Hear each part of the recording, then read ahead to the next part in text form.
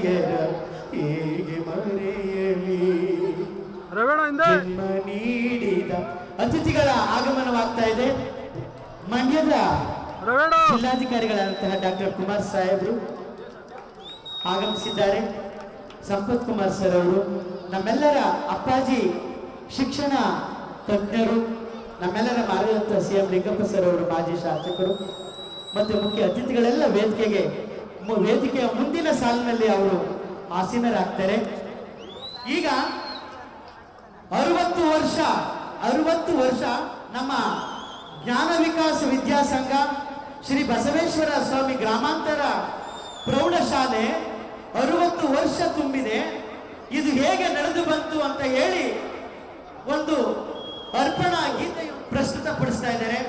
ದಯಮಾಡಿ ಎಲ್ಲ ವಿದ್ಯಾರ್ಥಿನಿಯರು ಮೈಯೆಲ್ಲ ಕಣ್ಣಾಗಿ ಮೈಯೆಲ್ಲ ಕಿವಿಯಾಗಿ ಈ ಡೆಡಿಕೇಟೆಡ್ ಸಾಂಗ್ ಅನ್ನ ನೋಡಬೇಕು, ಆಲಿಸಬೇಕು. ಇಡೀ ಸಂಸ್ಥೆಯ ನಾನು ಪ್ರಾರ್ಥಿಸ್ಕೊಳ್ತಾ ಇದ್ದೀನಿ. ಈಗ ನಮ್ಮೊಂದಿಗೆ ಒಂದು ಡೆಡಿಕೇಟೆಡ್ ಸಾಂಗ್ ಅನ್ನು ಬಸವೇಶ್ವರ ಸ್ವಾಮಿ ಶಾಲೆಗೆ, ಭಾರತ ಮಾತೆಗೆ 60 ವರ್ಷ ಪೂರೈಸಿದ ವಜ್ರ ಮಹೋತ್ಸವದ ಪ್ರಯುಕ್ತ ಸಂಸ್ಥೆಯ ವಿವಿಧ ಮೈಲಿಗಲ್ಲುಗಳನ್ನು ಸಾರುವಂತಕ್ಕಂತಹ ಡೆಡಿಕೇಟೆಡ್ ಸಾಂಗ್. ಸ್ವಾಮಿ ಪ್ರೌಢಶಾಲೆ ಇದು ನಮ್ಮ ಹೆಮ್ಮೆಯ ಶಾಲೆ. ಈ ಶಾಲೆಯು 1964ರಲ್ಲಿ ಸ್ಥಾಪಿಸಲಾಯಿತು. BN ಬಸವರಾಜಪ್ಪನವರ ನೇತೃತ್ವದಲ್ಲಿ ಗ್ರಾಮೀಣ ಭಾಗದ ಬಡ ಮಕ್ಕಳು ವಿದ್ಯಾವಂತರಾಗಲೆನ್ನುವ ಉದ್ದೇಶದೊಂದಿಗೆ. ಬಳಪ ಹಿಡಿದ ಭಗವಂತ ಇರುತ್ತಾನೆ ನಮ್ಮ ಸುತ್ತ, ಅವತಾರ ರೂಪವು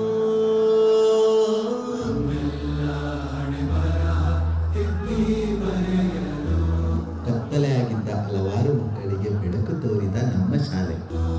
ಕತ್ತಲೆಯಿಂದ ಬಹಂತ ನಮ್ಮ ಕೈಯ ಹಿಡಿಯುತ್ತ ಕರೆದೊಯ್ದ ಬೆಳಕು ತೋರಲು. ನಮ್ಮ ಬೆಳೆಸಲು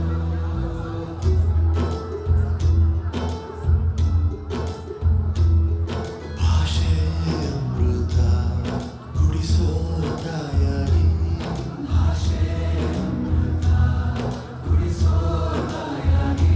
ಭವಿಷ್ಯ ಬರೆಯುವಂತ ತಂದೆ ನೋವಾಗಿ,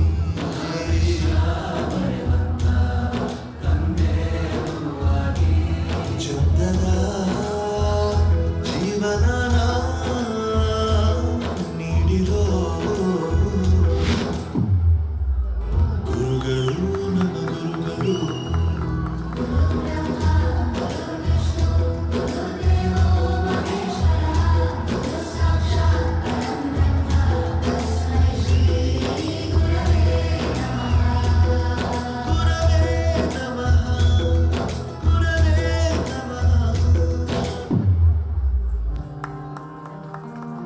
ಶಿಕ್ಷಣ ಪ್ರೇಮಿ CM ಲಿಂಗಪ್ಪಾಜಿಯವರು 1983-84ರಲ್ಲಿ ಈ ಶಾಲೆಯ ನೇತೃತ್ವವನ್ನು ವಹಿಸುತ್ತಾರೆ.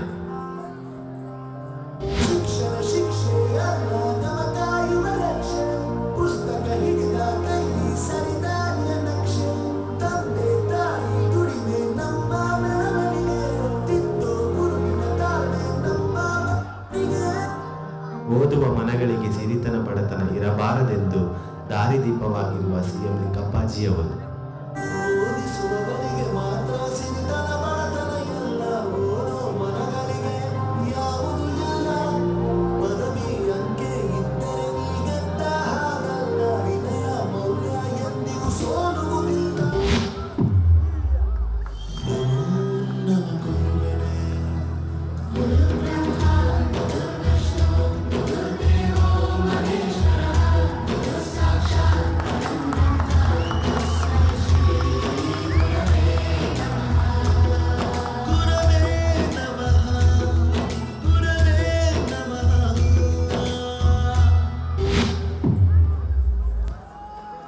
ಈ ಶಾಲೆಯ ನಮ್ಮ ಗುರುಗಳು, ಎಲ್ಲ ಗುರುಗಳು ನಮ್ಮ ತಪ್ಪನ್ನು ತಿದ್ದಿ ಹೇಳಿ ನಮಗೆ ದಾರಿ ತೋರಿಸುತ್ತಾರೆ. ಇತಿಹಾಸದಲ್ಲಿ ಆದ ತಪ್ಪು ತಿಳಿಸುತ್ತಾ ನಮ್ಮೆಲ್ಲ ನಾಳೆ ರೂಪಿಸೋ ಋಷಿಗಳೇ, ಭೂಗೋಳದಲ್ಲಿ ಕಕ್ಷ ಶಿಕ್ಷೆಯಲ್ಲಿ ತುಂಬಿದ ವಿಜ್ಞಾನ ಜ್ಞಾನ ತಿಳಿಸಿದ ಹಿರಿಯರೇ. ಸತ್ಯತೆಯನ್ನು, ಶಾಂತಿಯನ್ನು, ಪ್ರೀತಿಯನ್ನು ಕಲಿಸುವ ನಮ್ಮ ಹೆಮ್ಮೆಯ ಗುರುಗಳು. ಮಾನವ ಲೋಕಕ್ಕೆ ಸತ್ಯದ ಶಾಂತಿಯ ಸ್ನೇಹದ ಪ್ರೀತಿಯ ಮಾರ್ಗದರ್ಶಿ ಮಾರ್ಗಸೂಚಿ ಗುರುವೇ. 100 ಜನ್ಮ ಗುರು ಋಣವು ತೀರಲ್ಲ. ನಮ್ಮ ಗುರುಗಳೇ.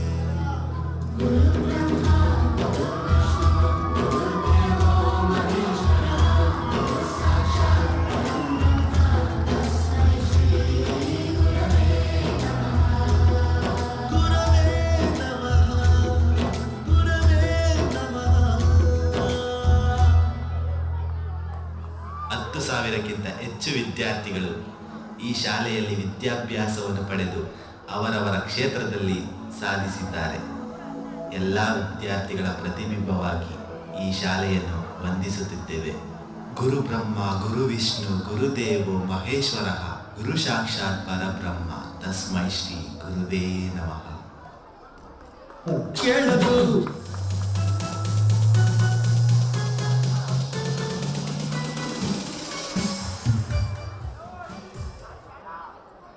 ಬಸವೇಶ್ವರ ಸ್ವಾಮಿಯ ಹೆಸರಿನಲ್ಲಿ ವಿದ್ಯಾದೇಗುಲವನ್ನ ಪ್ರಾರಂಭವನ್ನ ಮಾಡಿ ಸುದೀರ್ಘ 60 ವರ್ಷವನ್ನ ಪೂರೈಸಿದ ಈ ಸಂದರ್ಭದಲ್ಲಿ ನಮ್ಮ ಮಂಡ್ಯದ ಜಿಲ್ಲಾಧಿಕಾರಿಗಳಾದಂತಹ ಡಾಕ್ಟರ್ ಕುಮಾರ್ ಸರ್ ಅವರು, ನಮ್ಮೆಲ್ಲರ ಮಾರ್ಗದರ್ಶಕರಾದಂತಹ ಸನ್ಮಾನ್ಯ ಶ್ರೀ CM ಲಿಂಗಪ್ಪಾಜಿ ಅವರು, ಮಾಜಿ ಶಾಸಕರು, ವಿದ್ಯಾದೇಗುಲದ ಅಧ್ಯಕ್ಷರು, ನಮ್ಮೆಲ್ಲರ ಪ್ರೀತಿಯ ಗೌರವ ಉಪಸ್ಥಿತಿ GS ಸಂಪತ್ ಕುಮಾರ್ ಸರ್ ಅವರು ಮತ್ತು ಅತಿಥಿಗಳಾದಿಯಾಗಿ ಪುಷ್ಪಾರ್ಚನೆಯನ್ನ ಮಾಡ್ತಾ ಇದ್ದಾರೆ.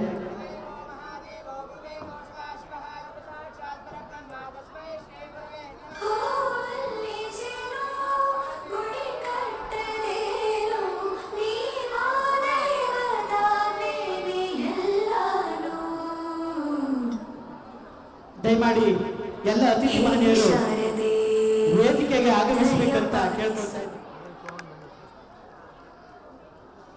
ಸನ್ಮಾನ್ಯ ಶ್ರೀ CM ಲಿಂಗಪ್ಪನವರು, ಮಾಜಿ ಶಾಸಕರು, ರಾಮನಗರ ಹಾಗೂ ಅಧ್ಯಕ್ಷರು, ಜ್ಞಾನ ವಿಕಾಸ್ ವಿದ್ಯಾಸಂಸ್ಥೆ ಬಿಡದಿ, ದಯಮಾಡಿ ವೇದಿಕೆಗೆ ಆಗಮಿಸಬೇಕು. ಸನ್ಮಾನ್ಯ ಶ್ರೀ ಡಾಕ್ಟರ್ ಕುಮಾರ್ ಸರ್ ಅವರು IAS, ಮಾನ್ಯ ಜಿಲ್ಲಾಧಿಕಾರಿಗಳು ಮಂಡ್ಯ ಜಿಲ್ಲೆ ವೇದಿಕೆಗೆ ಆಗಮಿಸಬೇಕು. ಜೋರು ಚಪ್ಪಾಳೆಯನ್ನ ಅರ್ಪಿಸಬೇಕು, ವೇದಿಕೆಗೆ ಬರಬೇಕು. ಮತ್ತೆ ಮಾನ್ಯ ಶ್ರೀ GS ಸಂಪತ್ ಕುಮಾರ್ ಸರ್ ಅವರು ವೇದಿಕೆಗೆ ಆಗಮಿಸಬೇಕು. ದಯಮಾಡಿ ನಮ್ಮ ಮುಖ್ಯ ಶಿಕ್ಷಕರಾದಂತಹ, ನಮ್ಮ ನೆಚ್ಚಿನ ಜನಸ್ನೇಹಿ ಮುಖ್ಯ ಶಿಕ್ಷಕರಾದಂತಹ ಗಿರೀಶ್ ಸರ್ ಅವರು ಮತ್ತೆ ನಮ್ಮ ಸಿಬ್ಬಂದಿ ವರ್ಗದವರು ಅತಿಥಿ ಮಹನೀಯರನ್ನ ವೇದಿಕೆಗೆ ಬರಮಾಡಿಕೊಳ್ಬೇಕಂತ ಕೇಳ್ಕೊಳ್ತಾ ಇದ್ದೀವಿ.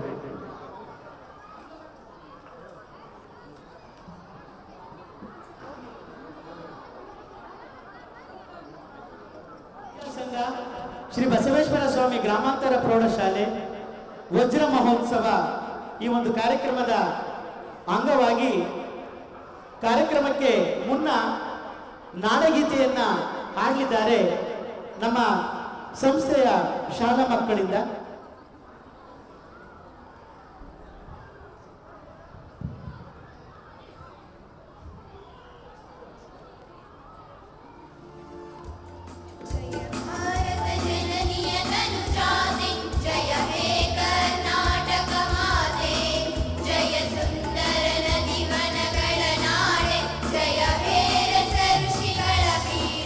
ಭೂದೇವಿಯ ಮಕುಟದ ನವಮಣಿಯೇ ಗಂಧದ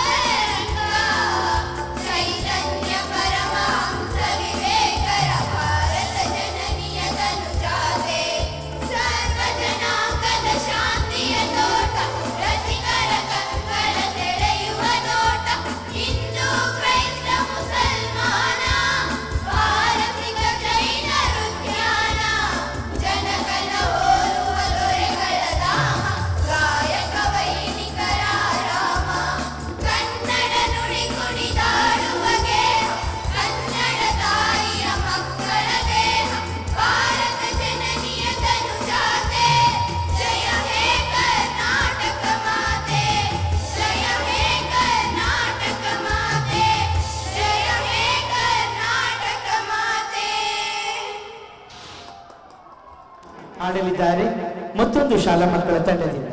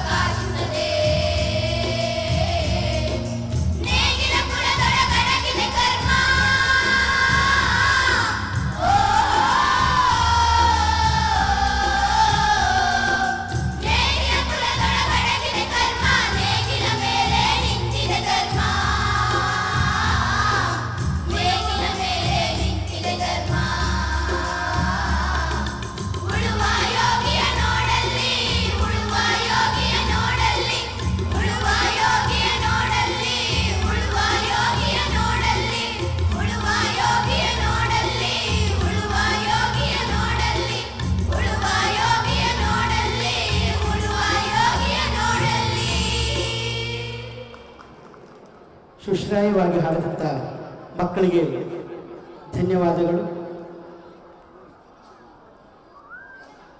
ನಾವೆಲ್ಲ ಬಸವೇಶ್ವರ ಸ್ವಾಮಿಯನ್ನು ಉತ್ಸವದ ಮೂಲಕ ಕರ್ಕೊಂಡು ಬಂದ್ವಿ. ಪುಷ್ಪಾರ್ಚನೆಯನ್ನು ಕೂಡ ಆಗಿದೆ. ಇಟ್ಟರೆ ಸಗಣಿಯಾದೆ, ತಟ್ಟಿದರೆ ಕುರುಳಾದೆ, ತಟ್ಟದೆ ಹಾಕಿದರೆ ಮೇಲು ಗೊಬ್ಬರವಾದೆ, ಸುಟ್ಟರೆ ನೊಸಲಿಗೆ ವಿಭೂತಿಯಾದೆ, ನೀನಾರಿಗಾದೆಯೋ ಎಲೆಮಾನವ ಅಂತ ಹೇಳಿ ಆ ಬಸವೇಶ್ವರ ಅರ್ಥಾತ್ ಗೋಮಾತೆ ನಮ್ಮನ್ನ ಪ್ರಶ್ನಿಸ್ತಾ ಇದೆ. ಅಂತಹ ಜೀವನವನ್ನ ಸಾರ್ಥಕತೆಯನ್ನ ಮಾಡಿದಂಥವರು ನಮ್ಮ ಅಪ್ಪಾಜಿ CM ಲಿಂಗಪ್ಪಾಜಿ ಅವರನ್ನು ನಾವು ನೆನೆಸ್ಕೊಳ್ಬೇಕು. ಅವರ ಸಾಧನೆಯ ಮೈಲಿಗಲ್ಲನ್ನ ಈ ಶಿಕ್ಷಣ ರಥವನ್ನು 60 ವರ್ಷ ಎಳೆದುಕೊಂಡು ಬಂದಿದ್ದಾರೆ. ಇಂತಹ ಅರ್ಥಪೂರ್ಣ ಕಾರ್ಯಕ್ರಮದ ವೇದಿಕೆಯಲ್ಲಿರುವಂತಕ್ಕಂಥ ಎಲ್ಲ ಅತಿಥಿ ಮಹನೀಯರನ್ನು ಸ್ವಾಗತಿಸಲು ಬರ್ತಾ ಇದ್ದಾರೆ. ನಮ್ಮ ಬಸವೇಶ್ವರ ಸ್ವಾಮಿ ಗ್ರಾಮಾಂತರ ಶಾಲೆಯ ಮುಖ್ಯ ಶಿಕ್ಷಕರಾದಂತಹ ಶ್ರೀಯುತ ಗಿರೀಶ್ ಸರ್ ಅವರು.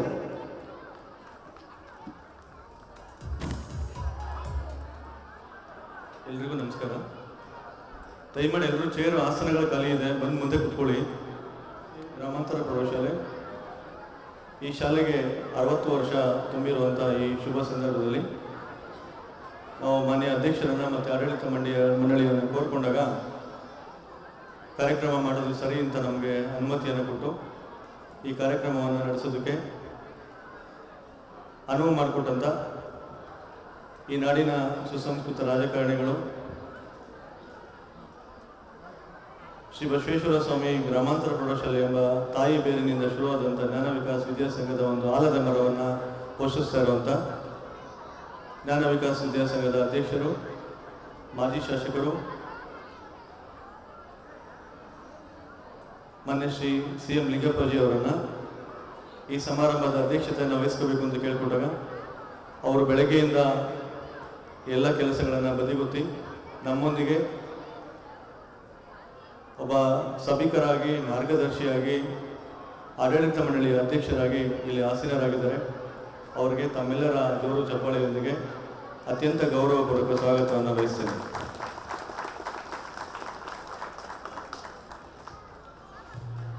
ಇನ್ನು ಈ ಸಮಾರಂಭದ ಮುಖ್ಯ ಅತಿಥಿಗಳು, ಪ್ರೇರಣಾ ನುಡಿಗಳನ್ನು ನುಡಿಯೋದಕ್ಕೆ ಬಂದಿರುವಂಥ ಮಾನ್ಯ ಜಿಲ್ಲಾಧಿಕಾರಿಗಳು, ಮಂಡ್ಯ ಜಿಲ್ಲೆ, ಡಾಕ್ಟರ್ ಕುಮಾರ್ ಸರ್ ಅವರು, ಅತ್ಯಂತ ಸಂಭಾವಿತ ಅಧಿಕಾರಿಗಳು, ಈ ಸಮಾರಂಭದ ಪ್ರೇರಣಾ ನುಡಿಗಳನ್ನು ಆಡೋದಕ್ಕೆ ಕಾತರದಿಂದ ಕಾಯ್ತಾ ಇರುವಂಥ ಮುಖ್ಯ ಅತಿಥಿಗಳು, ಅವರನ್ನು ನಮ್ಮ ಆಡಳಿತ ಮಂಡಳಿ ಪರವಾಗಿ ಮತ್ತು ಶಾಲೆಯ ಪರವಾಗಿ ಅತ್ಯಂತ ಹೃನ್ಮನಪೂರ್ವಕ ಸ್ವಾಗತವನ್ನು ಬಯಸ್ತೇನೆ.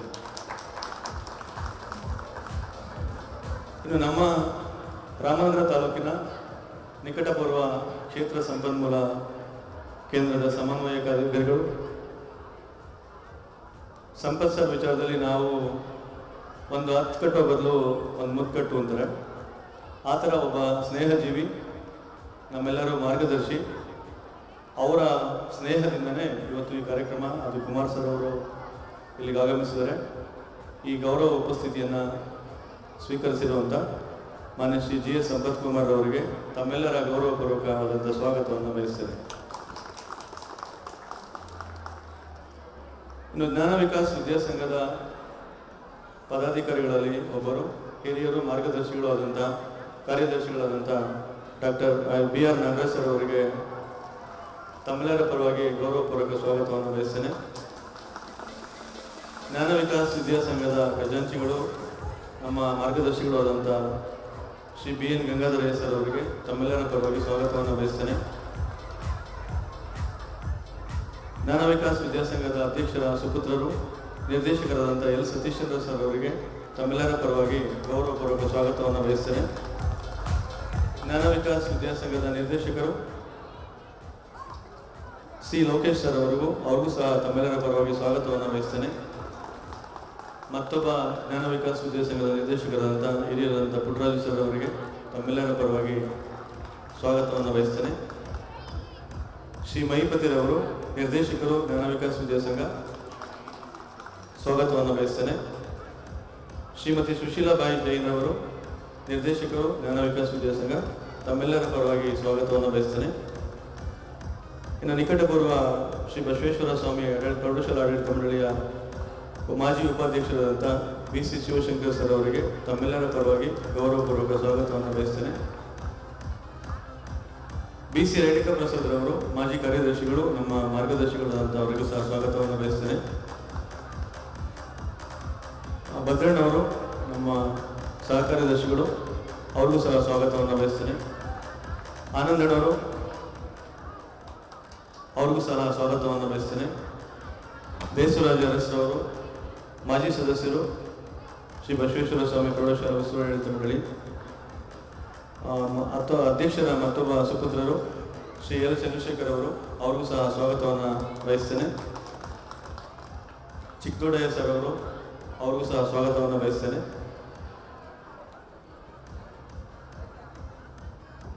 ಶ್ರೀ ಬಸವೇಶ್ವರ ಸ್ವಾಮಿ ಸಂಯುಕ್ತ ಪದವಿ ಪೂರ್ವ ಕಾಲೇಜಿನ ಪ್ರಾಂಶುಪಾಲರಾದಂಥ ಸನ್ಮಾನ್ಯ ಶ್ರೀ ಶ್ರೀಧರ ಹೆಗಡೆ ಅವರಿಗೆ ಸ್ವಾಗತವನ್ನು ಬಯಸ್ತಾ ನನ್ನ ಸ್ವಾಗತ ಭಾಷಣವನ್ನು ಮುಗಿಸ್ತೇನೆ. ಅತಿಥಿ ಮಹನೀಯರನ್ನ ಪ್ರೀತಿಯಿಂದ ಸ್ವಾಗತಿಸಿದಂತಹ ಮುಖ್ಯ ಶಿಕ್ಷಕರಾದಂತಹ ಗಿರೀಶ್ ಸರ್ ಅವರಿಗೆ ಧನ್ಯವಾದಗಳು.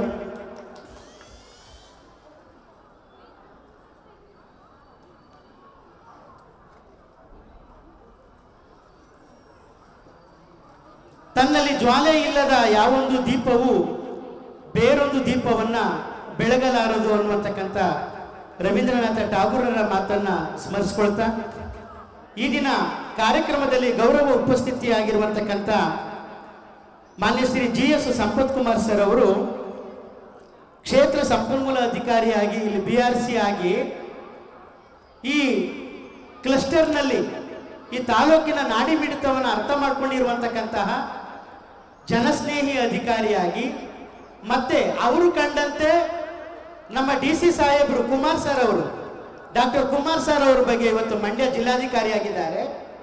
ಮತ್ತೆ ಅವರು ಇಲ್ಲಿ ಸೇವೆಯನ್ನ ಸಲ್ಲಿಸ್ತಾ ಇದ್ದಂತಹ ನಿಕಟಪೂರ್ವ ಕ್ಷೇತ್ರ ಸಂಪನ್ಮೂಲ ಅಧಿಕಾರಿಯಾಗಿ ಸೇವೆ ಸಲ್ಲಿಸ್ತಾ ಇದ್ದಾರೆ ನಮ್ಮ ಸಂಪತ್ ಕುಮಾರ್ ಸರ್ ಅವರು. ಅವರು ಇಲ್ಲಿ ಸಂಪನ್ಮೂಲ ಅಧಿಕಾರಿಯಾಗಿದ್ದಾಗ ಈ ಸಂಸ್ಥೆಯ ಬಗ್ಗೆ 4 ಮಾತುಗಳನ್ನ DC ಸಾಹೇಬರಾದಂತಹ ಡಾಕ್ಟರ್ ಕುಮಾರ್ ಸರ್ ಅವರ ಬಗ್ಗೆ ಸವಿಸ್ತಾರವಾಗಿ ತಮ್ಮ ಮನದಾಳದ ನುಡಿಯನ್ನ ಹಂಚ್ಕೊಳ್ಬೇಕಂತ ನಾನು ನಮ್ಮ GS ಸಂಪತ್ ಕುಮಾರ್ ಸರ್ ಅವರಲ್ಲಿ ಕೇಳ್ಕೊಳ್ತಾ ಇದ್ದೀನಿ. ಸಂಪತ್ ಕುಮಾರ್ ಸರ್ ಅವರು ಇಮ್ಮಡಿ ಪುಲಿಕೇಶಿ ಸಿನಿಮಾದ ಆ ಒಂದು ಕದಂಬರ ಒಂದು ನುಡಿಯನ್ನ ಮಾತಾಡ್ತಾರೆ. ಅವರ ಅಭಿಮಾನಿ ನಾನು. ಬಹಳ ಮಾತುಗಾರರು, ಒಳ್ಳೆ ಸಂಪನ್ಮೂಲ ವ್ಯಕ್ತಿಗಳು, ಒಳ್ಳೆ ಒಂದು ಪ್ರೇರಕ ಶಕ್ತಿ ಉಳ್ಳಂತಕ್ಕಂಥವ್ರು. ಈ ಸಂಸ್ಥೆ ಬಗ್ಗೆ ನಮ್ಮ ಕುಮಾರ್ ಸಾಹೇಬ್ರ ಬಗ್ಗೆ ಮಾತಾಡಬೇಕು ಅಂತ ಕೇಳ್ಕೊಳ್ತಾ ಇದ್ದೀವಿ. ಇವರಿಗೂ ನಮಸ್ಕಾರಗಳು. ಮೊದಲನೇದಾಗಿ ಈ ಒಂದು ಕಾರ್ಯಕ್ರಮದಲ್ಲಿ ಸಾಕ್ಷೀಭೂತರಾಗಿರ್ತಕ್ಕಂಥ ತಮ್ಮೆಲ್ಲರಿಗೂ ಕೂಡ ಶ್ರೀ ಬಸವೇಶ್ವರ ಸ್ವಾಮಿ ಗ್ರಾಮಾಂತರ ಪ್ರೌಢಶಾಲೆ ವಜ್ರ ಮಹೋತ್ಸವ ಸಮಾರಂಭದ ಹೃನ್ಮನ ಪೂರ್ವಕವಾದಂತಹ ಶುಭಾಶಯಗಳನ್ನ ನಿಮ್ಮೆಲ್ಲರಿಗೂ ತಿಳಿಸೋದಕ್ಕೆ ತುಂಬಾ ಸಂತೋಷ ಪಡ್ತೀನಿ ಬಂಧುಗಳೇ. ಈ ಸುಂದರವೂ ಹೃದಯ ಸ್ಪರ್ಶಿಯೂ ಔಚಿತ್ಯಪೂರ್ಣವೂ ಆಗಿರ್ತಕ್ಕಂತಹ ಕಣ್ಮನ ಸೆಳೀತಾ ಇರ್ತಕ್ಕಂಥ ಈ ಒಂದು ಕಾರ್ಯಕ್ರಮದಲ್ಲಿ ಭೂಷಣಪ್ರಾಯರಾಗಿ ವಿರಾಜಮಾನರಾಗಿರ್ತಕ್ಕಂತಹ ರಾಮನಗರ ಜಿಲ್ಲೆಯ ಸಾಂಸ್ಕೃತಿಕ ಸೀಮಾ ಪುರುಷರಾಗಿರ್ತಕ್ಕಂತಹ ಜ್ಞಾನ ವಿಕಾಸ ಅಂತ ಒಂದು ಸಂಸ್ಥೆಯನ್ನ ಮುನ್ನಡೆಸ್ತಾ ಇದ್ದಾರೆ. ನಾನು ಯಾವಾಗಲೂ ಸರ್ ಅವ್ರನ್ನ ಜ್ಞಾನ ಭೀಷ್ಮ ಅಂತ ಹೇಳಿ ಕರೀತಾರೆ. ಅವರು ಜ್ಞಾನ ಭೀಷ್ಮರವರು. 5,000 ಗೀತೆಗಳು, ರಂಗಗೀತೆಗಳಿರ್ಬೋದು, ಭಾವಗೀತೆಗಳಿರ್ಬೋದು, ಜನಪದ ಗೀತೆಗಳಿರ್ಬೋದು, ಚಿತ್ರಗೀತೆಗಳಿರ್ಬೋದು, ಕನ್ನಡ, ಹಿಂದಿ, ತಮಿಳು ಇಂಥ ಎಲ್ಲ ಭಾಷೆಯ ಗೀತೆಗಳನ್ನ ತಮ್ಮಲ್ಲಿ ಹೃದ್ಗತ ಮಾಡಿಕೊಂಡಿರ್ತಕ್ಕಂತಹ, ತುಂಬಿ ತುಳುಕ್ತಾ ಇರ್ತಕ್ಕಂಥ ಜ್ಞಾನದ ಪಡದೋಪಾದಿಯಲ್ಲಿ ಇರ್ತಕ್ಕಂತಹ ಸನ್ಮಾನ್ಯ ಶ್ರೀ CM ಲಿಂಗಪ್ಪಾಜಿಯವರೇ, ಕನ್ನಡ ನಾಡಿಗೆ ವಿಶೇಷವಾಗಿ ಯುವಕರೆಲ್ಲರಿಗೂ ಕೂಡ ಜನಪದೀಯ ಕಥೆಯಲ್ಲಿ ಬರ್ತಕ್ಕಂಥ ಕಥಾನಾಯಕನ ಹಾಗೆ ಅಚ್ಚರಿಯ ಮಜಲುಗಳನ್ನ ದಾಟುತ್ತಾ ಬಂದು ನಮ್ಮೆಲ್ಲರಿಗೂ ಸ್ಫೂರ್ತಿಯಾಗುವ ಹಾಗೆ, ಪ್ರೇರಣೆಯಾಗುವ ಹಾಗೆ ಸಾಧಕರಾಗಿ ನಿಂತಿರ್ತಕ್ಕಂತಹ ಮಂಡ್ಯ ಜಿಲ್ಲೆಯ ಜಿಲ್ಲಾಧಿಕಾರಿಗಳಾಗಿರ್ತಕ್ಕಂಥ ಸನ್ಮಾನ್ಯ ಶ್ರೀ ಡಾಕ್ಟರ್ ಕುಮಾರ IAS ರವರೇ, ಹಾಗೂ ವೇದಿಕೆ ಮೇಲೆ ಕಾರ್ಯದರ್ಶಿಗಳಾದಿಯಾಗಿ CM ಲಿಂಗಪ್ಪಾಜಿ ಅವರ ಸುಪುತ್ರರುಗಳಾದಿಯಾಗಿ ಆಸೀನರಾಗಿರ್ತಕ್ಕಂಥ ಎಲ್ಲ ಗಣ್ಯಮಾನ್ಯರೇ, ತಾಯಿಯವರೇ, ಈ ಒಂದು ಕಾರ್ಯಕ್ರಮದಲ್ಲಿ ಸಭೆಯ ಸಭಾಂಗಣದ ಮುಂಭಾಗದಲ್ಲಿ ಇರ್ತಕ್ಕಂತಹ ಎಲ್ಲ ಗೌರವ ಆಹ್ವಾನಿತರೇ, ಹಿರಿಯ ಶಿಕ್ಷಕರೇ, ನಿವೃತ್ತ ಮುಖ್ಯೋಪಾಧ್ಯಾಯರುಗಳೇ, ಶಿಕ್ಷಕರೇ, ಹಿರಿಯ ವಿದ್ಯಾರ್ಥಿಗಳೇ, ಪ್ರಸ್ತುತ ವಿದ್ಯಾಭ್ಯಾಸವನ್ನು ಮಾಡ್ತಾ ಇರ್ತಕ್ಕಂಥ ವಿದ್ಯಾರ್ಥಿಗಳೇ, ಪೋಷಕ ಬಂಧುಗಳೇ, ಬಿಡದಿ ಹೋಬಳಿ ಭಾಗದಿಂದ ಬಂದಿರತಕ್ಕಂಥ ರೈತಾಪಿ ವರ್ಗದವರೇ, ತಾಯಂದ್ರುಗಳೇ, ತಮ್ಮೆಲ್ಲರಿಗೂ ನಮಸ್ಕಾರವನ್ನ ತಿಳಿಸ್ತಾ ಪ್ರಾಸ್ತಾವಿಕವಾಗಿ ನನಗೆ 2 ಮಾತುಗಳನ್ನು ಆಡೋದಕ್ಕೆ ಕೇಳಿದ್ದಾರೆ. ಒಂದು, ಬಸವೇಶ್ವರ ಗ್ರಾಮಾಂತರ ಪ್ರೌಢಶಾಲೆಯ ಸಂಬಂಧವಾಗಿ 2 ಮಾತುಗಳು. ತದನಂತರದಲ್ಲಿ ನಮ್ಮೆಲ್ಲರಿಗೂ ಸ್ಫೂರ್ತಿಯ ಭಾಷಣವನ್ನ ಮಾಡೋಕೆ ಬಂದಿರತಕ್ಕಂಥ ಡಾಕ್ಟರ್ ಕುಮಾರ ಸಾಹೇಬ್ ಅವರ ಪರಿಚಯವನ್ನ ಮಾಡಿಕೊಡಿ ಅಂತ 2 ಮಾತುಗಳಿಗೆ ನನ್ನ ಮಾತುಗಳನ್ನ ಸೀಮಿತ ಮಾಡ್ಕೊಳ್ತೇನೆ. ನಾವು ಪಠ್ಯ ಪುಸ್ತಕಗಳಲ್ಲಿ ಓದ್ತಾ ಇದ್ವಿ, ನಾಗರಿಕತೆಯ ತೊಟ್ಟಿಲುಗಳು ವಯಾಂಘೋ, ಯಾಂಟಿಶ್ಕಿಯಾ, ಯೂಪ್ರಿಟಿಸ್ ಮತ್ತು ಟೈಗ್ರೀಸ್, ನೈಲ್ ನದಿ, ಸಿಂಧು ನದಿ ಕಣಿವೆಯ ಭಾಗದಲ್ಲಿ ಇರ್ತಕ್ಕಂಥ ಜನಪ್ರದೇಶಗಳನ್ನ ನಾಗರಿಕತೆಯ ತೊಟ್ಟಿಲುಗಳು ಅಂತ ಕರೀತಾರೆ. ಬಾದಾಮಿ, ಐಹೊಳೆ, ಪಟ್ಟದಕಲ್ಲು, ಬೇಲೂರು, ಹಳೆಬೀಡು ಇವುಗಳನ್ನೆಲ್ಲನೇ ಶಿಲ್ಪಕಲಾ ತೊಟ್ಟಿಲು ಅಂತ ಕರೀತಾರೆ. ಅವು ನಾಗರಿಕತೆಯ ತೊಟ್ಟಿಲು, ಇವು ಶಿಲ್ಪಕಲಾ ತೊಟ್ಟಿಲು. ಆಧುನಿಕವಾಗಿ ಯಾವುದೇ ವಿದ್ಯಾಸಂಸ್ಥೆಗಳಿರಲಿ, ಅವೆಲ್ಲವೂ ಕೂಡ ನಮಗೆ ವಿದ್ಯೆಯನ್ನು ಕೊಡುವಂತಹ, ಜ್ಞಾನವನ್ನು ಕೊಡುವಂತಹ, ಸಂಸ್ಕಾರವನ್ನು ಕೊಡುವಂತಹ ಸಂಸ್ಕೃತಿಯ ತೊಟ್ಟಿಲುಗಳು ವಿದ್ಯಾಸಂಸ್ಥೆಗಳು, ಸಂಸ್ಕೃತಿಯ ತೊಟ್ಟಿಲುಗಳು. ವಿಶೇಷವಾಗಿ ಬಸವೇಶ್ವರ ಗ್ರಾಮಾಂತರ ಪ್ರೌಢಶಾಲೆ ಪಠ್ಯವನ್ನು ತಿಳಿಸ್ಕೊಡುತ್ತೆ, ಕ್ರೀಡೆಯನ್ನು ತಿಳಿಸ್ಕೊಡುತ್ತೆ, ಸಹಪಠ್ಯವನ್ನು ತಿಳಿಸ್ಕೊಡುತ್ತೆ. ಸಮಾಜದಲ್ಲಿ ಸುಸಂಸ್ಕೃತವಾಗಿ ಬದುಕುವುದು ಹೇಗೆ ಅನ್ನೋದನ್ನ ಮಕ್ಕಳಿಗೆ ಜ್ಞಾನದ ಜೊತೆಗೆ ಈ ಸಂಸ್ಕಾರವನ್ನು ಧಾರೆ ಎರಿತಾ ಇರತಕ್ಕಂತಹ ಈ ಬಸವೇಶ್ವರ ಗ್ರಾಮಾಂತರ ಪ್ರೌಢಶಾಲೆ ನಿಜವಾಗ್ಲೂ ಒಂದು ಸಂಸ್ಕೃತಿಯ ತೊಟ್ಟಿಲು ಅಂತಕ್ಕಂಥದ್ದನ್ನ ನಿಮ್ಮೆಲ್ಲರ ಜೋರು ಚಪ್ಪಾಳಿಯೊಂದಿಗೆ ನಾನು ಸಾಕ್ಷೀಕರಿಸ್ತೇನೆ. ಬಂದಿದೆ ನನಗೆ ಈ ಚಿತ್ರದಲ್ಲಿ ಕಾಣ್ತಾ ಇರತಕ್ಕಂತಹ ಈ ಮೂಲ ವಿದ್ಯಾಸಂಸ್ಥೆಯ ಮೆಟ್ಟಿಲುಗಳನ್ನು ನೋಡಿದ್ರೆ ಅಯ್ಯಪ್ಪ ಸ್ವಾಮಿ ದೇವಾಲಯ ನೆನಪಾಗುತ್ತೆ. ಒಂದು ಸ್ವಲ್ಪ ತಲೆ ಎತ್ತಿ ನೋಡಿದ್ರೆ ಹೆಂಚ್ಕೊಂಡ್ರೆ ಧರ್ಮಸ್ಥಳದ ಮಂಜುನಾಥ ಸ್ವಾಮಿ ದೇವಾಲಯ ನೆನಪಾಗುತ್ತೆ. ಹೊರಭಾಗದಲ್ಲಿ ನಿಂತ್ಕೊಂಡು ಈ ಕಟ್ಟಡದ ಹೊರಭಾಗದಲ್ಲಿ ಕಲ್ಲು ಕಟ್ಟಡದಲ್ಲಿ ಕಾಂಪೌಂಡ್ ಅನ್ನ ಮಾಡಿರ್ತಕ್ಕಂಥದ್ದು, ಕಲ್ಲು ಕಟ್ಟಡದ ಗೋಡೆಗಳನ್ನು ನೋಡಿದ್ರೆ ತಿರುಪತಿಯ ದೇವಾಲಯದ ಕಾಂಪೌಂಡ್ ಜ್ಞಾಪಕ ಆಗುತ್ತೆ. ಈ ಒಂದು ಪ್ರೌಢಶಾಲೆಯಲ್ಲಿನೇ ಅಯ್ಯಪ್ಪ ಸ್ವಾಮಿ, ಧರ್ಮಸ್ಥಳ, ಕುಕ್ಕೆ ಸುಬ್ರಹ್ಮಣ್ಯ, ತಿರುಪತಿ ಎಲ್ಲ ದೇವಾಲಯಗಳ ಒಂದು ಶಕ್ತಿಯೂ ಕೂಡ ಇಲ್ಲಿ ಅಂತರ್ಭವಿಸಿದೆ. ಆ ಮುಖೇನ ನಮ್ಮೆಲ್ಲರಿಗೂ ಕೂಡ ಆಶೀರ್ವಾದವನ್ನು ಮಾಡ್ತಾ ಇದೆ ಅನ್ನೋ ಭಾವನೆಯನ್ನ ನಾನು ಯಾವಾಗಲೂ ತಾಳಿದ್ದೇನೆ. ಯಾಕೆ ಅಂತ ಹೇಳಿದ್ರೆ ಇಲ್ಲಿ ಕಲಿತಾ ಇರ್ತಕ್ಕಂಥ ಮಕ್ಕಳುಗಳು ಎಷ್ಟು ಸುಸಂಸ್ಕೃತ ಸಂಪನ್ನರು ಅಂತ ಹೇಳಿದ್ರೆ ಕಲಿಯುವಂತಹ ಸಂದರ್ಭದಲ್ಲಿ, ಕಲಿತು ಹೋದ ಸಂದರ್ಭದಲ್ಲಿ, ನಂತರದ ಬದುಕುಗಳಲ್ಲಿ ಅವರು ಅದೇ ಸಂಸ್ಕೃತಿ ಸಂಪನ್ನತೆಯನ್ನ ರೂಢಿಸ್ಕೊಂಡು ಧರಿಸ್ಕೊಂಡು ಬರ್ತಾ ಇರ್ತಕ್ಕಂಥದ್ದನ್ನ ನಾನು ಕಣ್ಣಾರೆ ಸಾಕ್ಷಿ ಕಂಡಿದ್ದೇನೆ. ರಾಮನಗರ ತಾಲೂಕಿನಲ್ಲಿ ಯಾವುದೇ ಸರ್ಕಾರಿ ಕಾರ್ಯಕ್ರಮಗಳಾದರೂ ಕೂಡ ಅಲ್ಲಿಗೆ ನಾಡಗೀತೆಯನ್ನ ರಿಂಗಣಿಸೋದಿಕ್ಕೆ ಈ ಶಾಲೆಯ ಮಕ್ಕಳುಗಳು ಬರಬೇಕು, ರೈತ ಗೀತೆಯನ್ನ ಮುಗಿಸ್ಕೋದಿಕ್ಕೆ ಈ ಶಾಲೆಯ ಮಕ್ಕಳುಗಳು ಬರಬೇಕು, ಕರ್ನಾಟಕದ ಎಲ್ಲ ಜನಪದ ನೃತ್ಯ ಪ್ರಕಾರಗಳನ್ನ ಪ್ರದರ್ಶನ ಮಾಡೋದಿಕ್ಕೆ ಈ ಶಾಲೆಯ ಮಕ್ಕಳುಗಳು ಬರಬೇಕು. ಇದು ಈ ಶಾಲೆಯ ವೈಶಿಷ್ಟ್ಯ.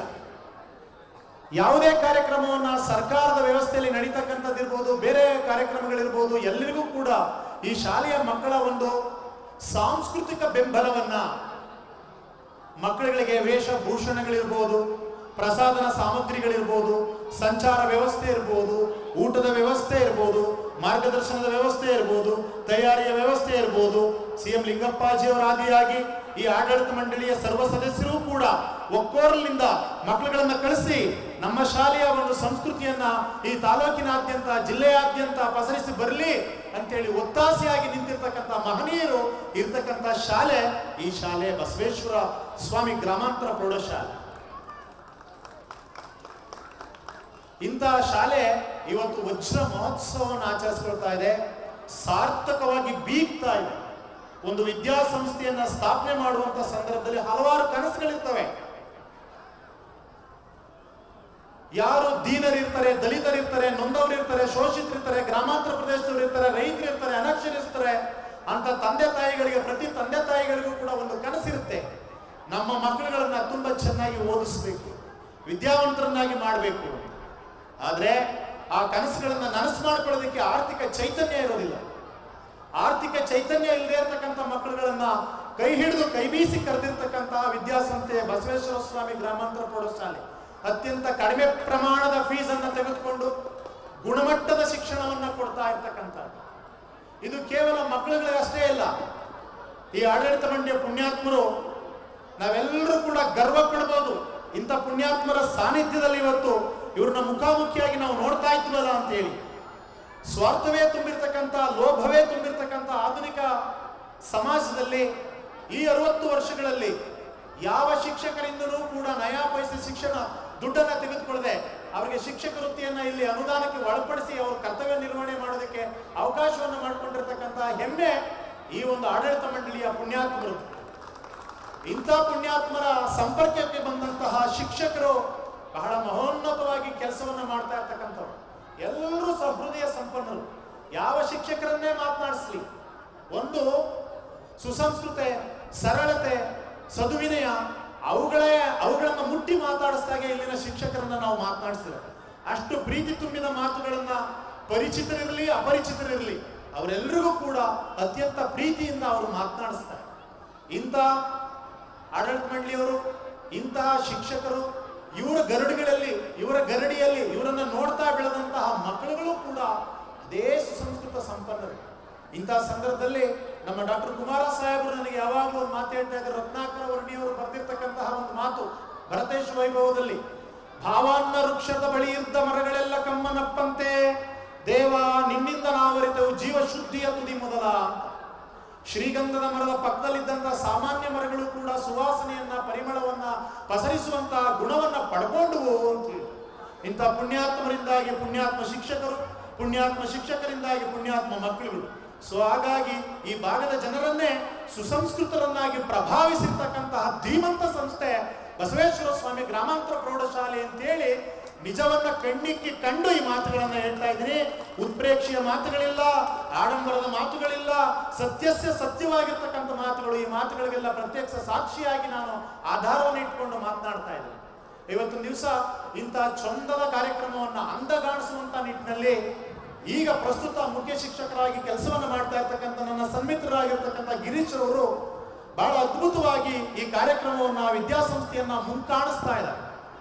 ಇಡೀ ತಾಲೂಕಿಗೆ, ಇಡೀ ಜಿಲ್ಲೆಗೆ, ಇಡೀ ರಾಜ್ಯಕ್ಕೆ ಈ ಒಂದು ಶಾಲೆಯನ್ನ ತುಂಬಾ ಚೆನ್ನಾಗಿ ಪ್ರೊಜೆಕ್ಟ್ ಮಾಡ್ತಾ ಇದ್ದಾರೆ, ಮುಂಗಾಣಿಸ್ತಾ ಇದ್ದಾರೆ.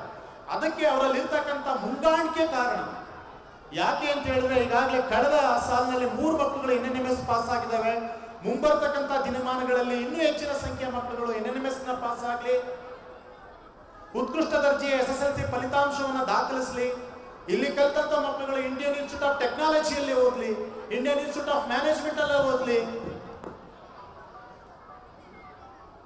Indian school of national school of ಲಾನಲ್ಲಿ ಓದ್ಲಿ. ಇಂಥ ಉನ್ನತೋನ್ನತವಾದಂತಹ ವಿದ್ಯಾಸಂಸ್ಥೆಯಲ್ಲಿ ಓದುವಂತಹ ಶಕ್ತಿಯನ್ನ ಅವರು ಪಡ್ಕೊಳ್ಳಿ. ಅದಕ್ಕೆ ಆ ಪ್ರಭಾವವನ್ನ ಆ ಸಂಸ್ಥೆಯಲ್ಲಿ ದುಡಿತಾ ಇರ್ತಕ್ಕಂಥ ಶಿಕ್ಷಕರು ಮೂಡಿಸ್ಲಿ.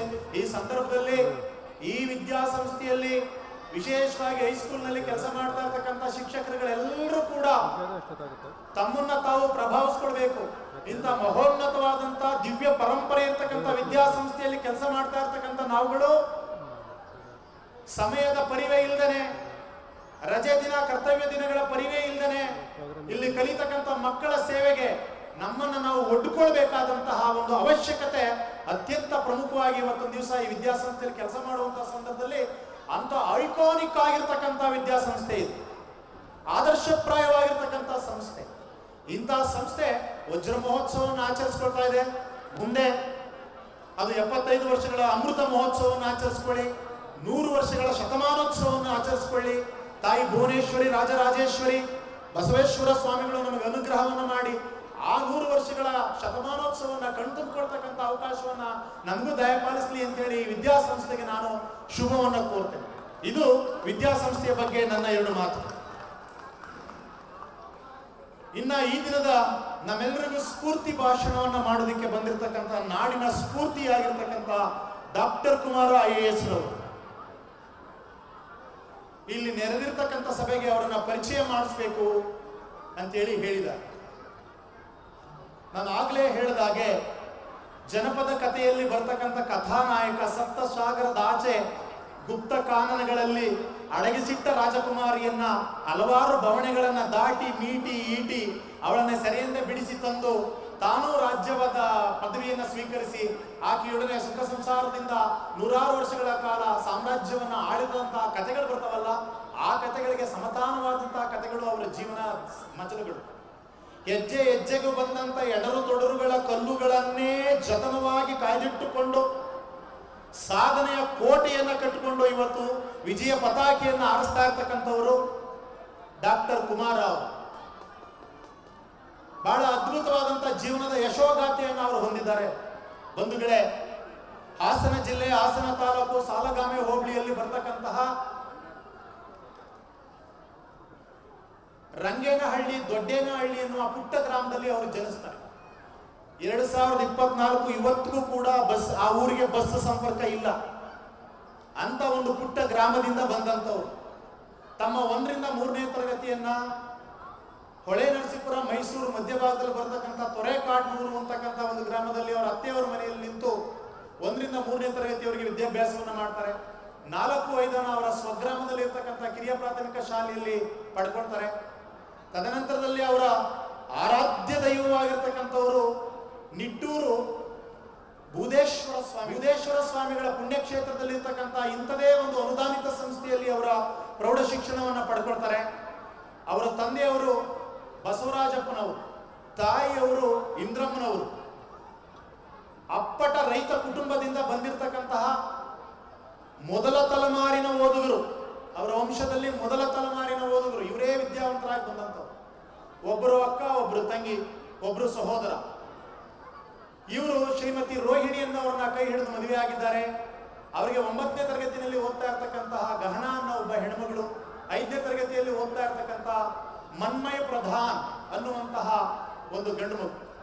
ಇಂತಹ ಒಂದು ಸುಂದರವಾದಂತಹ ಸಂಸಾರವನ್ನು ಹೊಂದಿರತಕ್ಕಂಥ ಇವರು SSLCಯನ್ನು ದಾಟಿ PUCಗೆ ಹೋದ ನಂತರದಲ್ಲಿ ವಿದ್ಯಾರ್ಥಿಗಳಿಗೆ ಕೇಳಿಸ್ಕೊಳ್ಬೇಕು, ನಾವು ನಮಗೆ ಸ್ಫೂರ್ತಿಗೆ, ನಮಗೆ ಮಾದರಿಗೆ, ನಮಗೆ ಆದರ್ಶಕ್ಕೆ ನಾವು ಅಂಬೇಡ್ಕರ್ ಅವ್ರನ್ನ ಹತ್ತಿರದಿಂದ ನೋಡೋದಕ್ಕೆ ಆಗ್ತಾ ಇಲ್ಲ. ಆಕಾಶದ ಗಲಕ್ಕೆ ಬೆಳೆದು ನಿಂತಿರ್ತಕ್ಕಂತಹ ಜ್ಞಾನ ಸಾಗರವಾಗಿರ್ತಕ್ಕಂಥ ಅಂಬೇಡ್ಕರ್ ಅವ್ರನ್ನ ಇವತ್ತು ಕಣ್ಣಾರೆ ನೋಡೋದಕ್ಕಾಗೋದಿಲ್ಲ. ಅಬ್ದುಲ್ ಕಲಾಂ ಅವರನ್ನ ನೋಡೋದಕ್ಕಾಗೋದಿಲ್ಲ, ಡಾಕ್ಟರ್ ರಾಜ್ಕುಮಾರ್ ಅವ್ರನ್ನ ನೋಡೋಕ್ಕಾಗೋದಿಲ್ಲ, ನಾಲ್ವಡಿ ಕೃಷ್ಣಾಜೋಡಿಯನ್ನ ನೋಡೋಕ್ಕಾಗೋದಿಲ್ಲ, ಸರ್ ವಿಶ್ವೇಶ್ವರಯ್ಯನವ್ರನ್ನ ನೋಡೋಕ್ಕಾಗೋದಿಲ್ಲ. ನಮ್ಮ ನಡುವೆ ಇರ್ತಕ್ಕಂತಹ ಸಾಧಕರನ್ನ ನಾವು ಮಾದರಿಯನ್ನಾಗಿ, ಆದರ್ಶವನ್ನಾಗಿ ಇಟ್ಕೊಳ್ಬೇಕಾಗ್ತದೆ. CM ಲಿಂಗಪ್ಪಾಜಿ ಅವ್ರನ್ನ ನಮ್ಮ ಆದರ್ಶವಾಗಿ ಇಟ್ಕೊಳ್ಬೇಕಾಗ್ತದೆ. ಡಾಕ್ಟರ್ ಕುಮಾರ್ ಅವ್ರನ್ನ ನಮ್ಮ ಆದರ್ಶವಾಗಿ ಇಟ್ಕೊಳ್ಬೇಕಾಗ್ತದೆ. PUCಗೆ ಬಂದ ತಕ್ಷಣದಲ್ಲೇ BCM ಹಾಸ್ಟೆಲ್ಗಳಲ್ಲಿ ನೆಲೆ ನಿಂತು ಸಣ್ಣ ಪುಟ್ಟ ಉದ್ಯೋಗಗಳನ್ನು ಮಾಡಿ ಸಂಪಾದನೆಯನ್ನು ಮಾಡ್ತಾ ವಿದ್ಯಾಭ್ಯಾಸವನ್ನು ಮಾಡ್ತಾ ಹೋಗ್ತಾರೆ. ಸಂಪಾದನೆ ಮಾಡಿದಂತ ಸಣ್ಣ ಪುಟ್ಟ ಸಂಪಾದನೆಯನ್ನ ಕುಟುಂಬ ನಿರ್ವಹಣೆಗೆ ತಂದೆಗೆ ಕಳಿಸ್ತಾರೆ. ಹಗಲು ರಾತ್ರಿ ಅಹರ್ನಿಶ ಓದ್ತಾರೆ. ಇವರ ಒಂದು ಪರಿಶ್ರಮವನ್ನು ನೋಡಿ ಅವರ ಎಲ್ಲ ಗುರುಗಳು ಇವರಿಗೆ ಅತ್ಯಂತ ಪ್ರೀತಿಯಿಂದ ವಿದ್ಯಾದಾನವನ್ನು ಮಾಡ್ತಾರೆ, ದಾರಿಯನ್ನು ತೋರ್ತಾರೆ, ಮಾರ್ಗದರ್ಶನವನ್ನು ಮಾಡ್ತಾರೆ. ಹಾಸನದ ಸರ್ಕಾರಿ ಕಲಾ ಕಾಲೇಜಿನಲ್ಲಿ ಪದವಿಯನ್ನು ಪಡ್ಕೊಳ್ತಾರೆ. ತದನಂತರದಲ್ಲಿ ಮೈಸೂರಿನ ಸೇಂಟ್ ಜಾನ್ಸ್ ವಿದ್ಯಾಸಂಸ್ಥೆಯಲ್ಲಿ, ಸೇಂಟ್ ಜೋಸೆಫ್ ವಿದ್ಯಾಸಂಸ್ಥೆಯಲ್ಲಿ B.Ed ಪದವಿಯನ್ನು, ಶಿಕ್ಷಣ ಮಹಾವಿದ್ಯಾಲಯದಲ್ಲಿ B.Ed ಪದವಿಯನ್ನು ಪಡ್ಕೊಳ್ತಾರೆ. 2005ರ ಬ್ಯಾಚ್ನ KS ನಲ್ಲಿ ಕರ್ನಾಟಕಕ್ಕೆ 10ನೇ ರ್ಯಾಂಕ್ ಅನ್ನ ಪಡೆದುಕೊಂಡು ಅಸಿಸ್ಟೆಂಟ್ ಕಮಿಷನರ್ ಆಗಿ ಆಯ್ಕೆ ಆಗ್ತಾರೆ. ಪ್ರತಿಭಾ ಕಾರಂಜಿಗೆ ಹೋಗ್ಬಿಡ್ಲಿ, ಯಾವ್ದಾದ್ರು ಒಂದು ಕೆಲಸಕ್ಕೆ ಹೋಗ್ಬಿಡ್ಲಿ, ಅಪ್ಲಿಕೇಶನ್ ಹಾಕಿದ ತಕ್ಷಣದಲ್ಲಿ ಕೆಲಸ ಸಿಕ್ತೆ, ಬಹುಮಾನ ಬಂತೆ ಅಂತ ತುಳಿದು ಬಿಟ್ರು ಸರ್. ನಾವು ಪ್ರಯತ್ನಗಳು ಹಂಗಿರ್ತಾರೆ, ತುಳಿದು ಬಿಟ್ರು ಸಾರ್ ಅಂತಾರೆ ಮಕ್ಕಳುಗಳು, ಯಶಸ್ಸು ಗಳಿಸಿಲ್ಲ ಅಂದ್ರೆ. ನಾನು ಕಣ್ಣಾರೆ ಸಾಕ್ಷಿ ಇದ್ದೀನಿ ಸಾಹೇಬ್ರು, ಯಾವ ಹುದ್ದೆಗಾಗ್ಲಿ ಯಾವ ಪದವಿಗಾಗ್ಲಿ 50 ಪೈಸವನ್ನ ದುಡ್ಡನ್ನ ಕೊಡದೆ ಕೇವಲ ಸ್ವಂತ ಪರಿಶ್ರಮದಿಂದ ತಮ್ಮ ಜ್ಞಾನದ ಶಕ್ತಿಯಿಂದ ಈ ಒಂದು ಸಾಧನೆಯನ್ನ ಮಾಡಿ ನಿಂತವರು. ಮಕ್ಕಳುಗಳ ಕೇಳಿಸ್ಕೊಳ್ತಾ ಇದ್ದೀರಾ? ಬೆಳಿಗ್ಗೆ 7 ಗಂಟೆಗೆ ಓದೋದಕ್ಕೆ ಕುಳಿತುಕೊಂಡ್ರೆ ಮಧ್ಯಾಹ್ನ 2:30 ಅವ್ರು ಕೈ ಬಿಡ್ತಾ ಇದ್ರು. ಊಟ ಮಾಡಿ 3 ಗಂಟೆಗೆ ಕುಳಿತುಕೊಂಡ್ರೆ ರಾತ್ರಿ 8 ಗಂಟೆಗೆ ಓದ್ತಾ ಇದ್ರು. 8 ಗಂಟೆಗೆ ಕೈ ಬಿಟ್ರೆ ಊಟ ಮಾಡಿ 9 ಗಂಟೆ ಕೂತ್ಕೊಂಡ್ರೆ ಮಧ್ಯರಾತ್ರಿ 12 ಗಂಟೆ ಓದ್ತಾ ಇದ್ರು. ಒಂದಿನದ 2 ದಿನದ್ದಲ್ಲ. ಈ ತಪಸ್ಸನ್ನ ಅವರು ತಮ್ಮ ಗುರಿ ತಲುಪುವವರೆಗೂ ಕೂಡ ಹಾಗೆ ಮಾಡಿದ್ದಾರೆ. BA B.Ed ಮಾಡಿದ ನಂತರದಲ್ಲಿ ನೇರವಾಗಿ ಅಸಿಸ್ಟೆಂಟ್ ಕಮಿಷನರ್ ಆದ್ಮೇಲೆ ಅವರ ಜ್ಞಾನದ ದಾಹ ಅಲ್ಲಿಗೆ ನಿಲ್ಲಿಲ್ಲ. ಅತ್ಯದ್ಭುತವಾದಂತ ಇಂಗ್ಲಿಷ್ ಅನ್ನ ಕಲಿತರು, ಬಹಳ ಚಂದದ ರೀತಿಯಲ್ಲಿ ಹಿಂದಿ ಭಾಷೆಯನ್ನ ಕಲಿತರು. ಇವತ್ತು ತ್ರಿಭಾಷಾ ಪಂಡಿತರಾಗಿದ್ದಾರೆ. ಅದ್ರ ಜೊತೆಗೆ MA ಮಾಡಿದ್ರು. ಅದ್ರ ಜೊತೆಗೆ ಕುವೆಂಪು ವಿಶ್ವವಿದ್ಯಾನಿಲಯದಿಂದ PhD ಮಾಡಿದ್ರು. ಆ PhD ಗ್ರಂಥವನ್ನ ಪುಲುಮಾಯಿ ಅಂತಕ್ಕಂಥ ಅಂತಾರಾಷ್ಟ್ರೀಯ ಪ್ರಕಾಶನ ಸಂಸ್ಥೆ ಬಿಡುಗಡೆ ಮಾಡಿತು. ಪುಸ್ತಕದ ಮುಖಬೆಲೆ 1800 ರೂಪಾಯಿ. ಪುಸ್ತಕವನ್ನ ಬಿಡುಗಡೆ ಮಾಡಿದಂಥವರು ಇಸ್ರೋನ ಅಧ್ಯಕ್ಷರಾಗಿದ್ದಂತ ಕಿರಣ್ ಕುಮಾರ್ ಅವರು. ಗ್ರಾಮಾಂತರ ಪ್ರದೇಶದಿಂದ ಹೊರಟಂತ ಮಗುವಿನ ಶೈಕ್ಷಣಿಕ ಸಾಧನೆ ಯಾವ ಗಮ್ಯವನ್ನು ತಲುಪಿಕೊಂಡಿದೆ ನೋಡಿ. ಇದೆಲ್ಲದರಲ್ಲೂ ಕೂಡ ನನಗೆ ಬಹಳ ಗಮನ ಸೆಳೀತಕ್ಕಂತ ಸಂಗತಿ ಏನಪ್ಪಾ ಅಂತ ಹೇಳಿದ್ರೆ, ಕೇವಲ ಅವರಲ್ಲಿದ್ದಂತ ಪ್ರತಿಭೆಯನ್ನ ಬಳಸಿ ಅದರ ಜೊತೆಗೆ ಪರಿಶ್ರಮವನ್ನ ಬೆರೆಸಿ ಸಾಧನೆಯನ್ನ ಮಾಡಿ ಸಾಧನೆಯ ಶಿಖರವನ್ನ ಏರಿ ನಿಂತ ಮೇಲೆ ಇವಾಗ ಕಾಯಕ ಯೋಗಿಗಳಾಗಿದ್ದಾರೆ. ಅವರಿಗೆ ಹಗಲು ರಾತ್ರಿಗಳ ಪರಿವೆಯೇ ಇಲ್ಲ. ಒಮ್ಮೆ ಜನತಾ ದರ್ಶನವನ್ನ ಮಾಡ್ತಾ ಇರ್ತಾರೆ, ಜಿಲ್ಲಾಧಿಕಾರಿಗಳ ಜನತಾ ದರ್ಶನ. ಬೆಳಿಗ್ಗೆ 10 ಗಂಟೆಗೆ ಹೋದಂತವರು ಸಂಜೆ 4 ಗಂಟೆವರೆಗೂ ಕೂಡ ನಿರಂತರವಾಗಿ ಜನಗಳ ಕಷ್ಟ ನಷ್ಟಗಳನ್ನ ಪರಿಹರಿಸಿ ಸ್ಥಳದಲ್ಲೇ ಪರಿಹಾರ ಕೊಡ್ತಕ್ಕಂತ ನಿಟ್ಟಲ್ಲಿ ಇವತ್ತು ದಿವಸ ಅವರು ಕೆಲಸವನ್ನ ಮಾಡ್ತಾರೆ. ಅವರು ಮಧ್ಯದಲ್ಲಿ ಒಂದು ಸಣ್ಣ ಬ್ರೇಕ್ ಅನ್ನು ಕೂಡ ತೆಗೆದುಕೊಳ್ಳೋದಿಲ್ಲ. ಪ್ರಾಕೃತಿಕ ಕರೆಗೂ ಕೂಡ ತಡೆಯನ್ನು ತೆಗೆದುಕೊಳ್ಳದೆ ನಿರಂತರವಾಗಿ ಈ ತರದಲ್ಲಿ ಜನಮುಖಿಯಾಗಿ ಸಮಾಜಮುಖಿಯಾಗಿ ಕೆಲಸವನ್ನ ಮಾಡ್ತಕ್ಕಂಥ ಕಾಯಕನಿಷ್ಠರಾಗಿದ್ದಾರೆ. ಅವರಿಗೆ ರಾಷ್ಟ್ರ ಮಟ್ಟದ ಪ್ರಶಸ್ತಿಗಳು, ಹಲವಾರು ಪ್ರಶಸ್ತಿಗಳು ಬಂದಿದ್ದಾವೆ. ಈಗೆಲ್ಲ ಇದ್ರೂ ಕೂಡ ಅವರು ಇವತ್ತಿಗೂ ಕೂಡ ಅವರ ವಿನಯವನ್ನ ಬಿಟ್ಟುಕೊಟ್ಟಿಲ್ಲ. ಈ ಎಲ್ಲ ಸಾಧನೆಗೆ ಅಲಂಕಾರ ಭೂಷಣವಾಗಿ, ಅಲಂಕಾರ ಪ್ರಾಯವಾಗಿ ಅವರನ್ನ ಸದಾ ಆಕರ್ಷಣೀಯವಾಗಿ ಕಾಣುವಂತೆ ಮಾಡಿರ್ತಕ್ಕಂಥದ್ದು ಅವರ ಸರಳತೆ, ಅವರ ವಿನಯ. ಇಂತಹ ವಿನಯಶಾಲಿಗಳಾಗಿರ್ತಕ್ಕಂಥ ಡಾಕ್ಟರ್ ಕುಮಾರ್ ಸರ್ ಅವರು ಇಂತಹ ಸಂಸ್ಕಾರವಂತ ಬಸವೇಶ್ವರ ಸ್ವಾಮಿ ಗ್ರಾಮಾಂತರ ಪ್ರೌಢಶಾಲೆಯ ವಜ್ರಮಹೋತ್ಸವ ಕಾರ್ಯಕ್ರಮದಲ್ಲಿ ಸ್ಫೂರ್ತಿ ಭಾಷಣವನ್ನು ಮಾಡೋದಕ್ಕೆ ಬಂದಿರತಕ್ಕಂಥದ್ದು ನಮ್ಮೆಲ್ಲರಿಗೂ ಅಪಾರವಾದ ಸಂತೋಷವನ್ನು ತಂದಿದೆ ಅಂತೇಳಿ ಆಶಿಸ್ತಾ, ಇದು ಅವರ ಒಂದು ಸಣ್ಣ ಪರಿಚಯವನ್ನು ನೆರೆದ ಸಭೆಗೆ ನಾನು ಇವತ್ತೊಂದು ದಿವಸ ಮಾಡಿಕೊಟ್ಟಿದ್ದೇನೆ. ನಾನು ಎಷ್ಟು ಯಶ ಕಂಡಿದ್ದನೋ ಇಲ್ಲ ಗೊತ್ತಿಲ್ಲ. ಅದರಾಚೆಗೂ ಅವರ ಒಂದು ಮೌಲ್ಯಗಳು, ಗುಣಸಂಪನ್ನತೆಗಳು ಇನ್ನಮತ್ತಷ್ಟು ಮುಡುಪಾಗಿ ಒಡಪಾಗಿ ಇನ್ನಷ್ಟು ಅವರಲ್ಲಿ ಅಂತರ್ಗತವಾಗಿದ್ದಾವೆ. ಅವರ ಮಾತುಗಳಿಗೆ ನಮ್ಮ ಕಿವಿಯಾನಿಸ್ಕೊಳ್ಳೋಣ ಅಂತ ಹೇಳ್ತಾ, ಈ ಕಾರ್ಯಕ್ರಮವನ್ನು ಇಷ್ಟು ಚಂದ ಕಾಣಿಸೋದಕ್ಕೆ, ಅಂದ ಕಾಣಿಸೋದಕ್ಕೆ ಸಹಕರಿಸಿರ್ತಕ್ಕಂಥ ತಮ್ಮೆಲ್ಲರಿಗೂ, ನನಗೆ ಈ ಅವಕಾಶವನ್ನು ಮಾಡಿಕೊಟ್ಟಿರ್ತಕ್ಕಂಥ ನನ್ನ ಸನ್ಮಿತ್ರರಾಗಿರ್ತಕ್ಕಂಥ ಗಿರೀಶ್ ಅವರಿಗೂ, ಅವರ ಸಕಲ ಸಹೋದ್ಯೋಗಿಗಳಿಗೂ, ಪೂಜ್ಯ ಸಿಎಂ ಲಿಂಗಪ್ಪಾಜಿ ಅವರಿಗೂ ಹಾಗೂ ಅವರೆಲ್ಲ ಆಡಳಿತ ಮಂಡಳಿಯ ಸಹೋದ್ಯೋಗಿ ಬಂಧುಗಳಿಗೂ ಗೌರವಪೂರ್ವಕವಾಗಿ ನಮಸ್ಕರಿಸ್ತಾ ನನ್ನ ಮಾತುಗಳನ್ನ ಮುಗಿಸ್ತೇನೆ. ತಮ್ಮೆಲ್ಲರಿಗೂ ಒಳ್ಳೆಯದಾಗಲಿ. ಬಸವೇಶ್ವರ ಸ್ವಾಮಿ ಗ್ರಾಮಾಂತರ ಪ್ರೌಢಶಾಲೆಗೆ, ಶ್ರೀ ಬಸವೇಶ್ವರ ಸ್ವಾಮಿ ಗ್ರಾಮಾಂತರ ಪ್ರೌಢಶಾಲೆಗೆ, ಶ್ರೀ ಬಸವೇಶ್ವರ ಸ್ವಾಮಿ ಗ್ರಾಮಾಂತರ ಪ್ರೌಢಶಾಲೆಗೆ, ಪೂಜ್ಯ ಶ್ರೀ ಸಿಎಂ ಲಿಂಗಪ್ಪಾಜಿ ಅವರಿಗೆ ಎಲ್ರಿಗೂ ಒಳ್ಳೆಯದಾಗಬೇಕು. ನಿತ್ಯ ದುಡಿಮೆಯ ನಂಬಿ ಬದುಕು, ದುಡಿಮೆಯ ನಂಬಿ ಬದುಕು, ಅದರಲ್ಲಿ ದೇವರ ಹುಡುಕು. ಬರುವುದು ಬಾಳಲಿ ಬೆಳಕು, ನಮ್ಮ ಬಾಳಲಿ ಬರುವುದು ಬೆಳಕು. ಆಗದು ಎಂದು ಕೈಲಾಗದು ಎಂದು ಕೈ ಕಟ್ಟಿ ಕುಳಿತರೆ ಸಾಗದು ಕೆಲಸವು ಮುಂದೆ. ಮನಸ್ಸೊಂದಿದ್ದರೆ ಮಾರ್ಗವು ಉಂಟು, ಕೆಚ್ಚದೆ ಇರಬೇಕೆಂದೆಂದು, ಕೆಚ್ಚದೆ ಇರಬೇಕೆಂದೆಂದು. ಬಂಗಾರದ ಮನುಷ್ಯ ಅಣ್ಣವ್ರಿಗೆ ಗೀತೆ ಇಷ್ಟ ಆಗಿದ್ರೆ ಒಂದು ಜೋರು ಚಪ್ಪಾಳೆ ಕೊಡಿ. ಯಾಕೆ ಈ ಗಾದೆಯನ್ನ ಯಾಕೆ ಈ ಹಾಡನ್ನ ಹೇಳಿದೆ ಅಂದ್ರೆ, ಇಬ್ರು ಸಾಧಕರಿಗೂ ಇದು ಸ್ಫೂರ್ತಿ. ನಮ್ಮ DC ಸಾಹೇಬರು ನಡೆದು ಬಂದ ದಾರಿಯನ್ನ ತಾಳಿಂದ ತುದಿಗಂಟ ಹೆಂಡತಿ ಮಕ್ಕಳು, ಅವರ ಶಿಕ್ಷಣ, ತಂದೆ ತಾಯಿ, ಅವ್ರು ಪಟ್ಟಂತ ಕಷ್ಟ ಇವತ್ತು ಕೀರ್ತಿ ಮಣಿಯಾಗಿ ಬೆಳಗ್ತಾ ಇರುವಂತಕ್ಕಂಥದ್ದು ಎಲ್ಲ ಮಜಲುಗಳನ್ನ ಹೇಳಿ ಚೀಟಿ ನೋಡ್ಕೊಂಡು ಮಾತಾಡ್ಲಿಲ್ವಲ್ಲ, ಅದು ನನಗೆ ಸಂಪತ್ ಕುಮಾರ್ ಸರ್ ಅವ್ರಿಗೆ ಇಷ್ಟ ಆದದ್ದು. ಸಂಪತ್ ಕುಮಾರ್ ಸರ್ ಅವರಿಗೆ ಸಂಪತ್ತಿದೆ, ಒಂದು ಚಪ್ಪಾಳೆ ಕೊಡಿ. ಒಂದು ರವೆ ಗಾತ್ರ ಅವರು ಎಡಗರೇನೋ ಅಂತಿದೆ ಮಾತಲ್ಲಿ. ಎಲ್ಲವೇ ತೊಡರಿಸದೆ ಎಲ್ಲವನ್ನ ಹೇಳಿ ಅವ್ರ ಎದೆಲಿ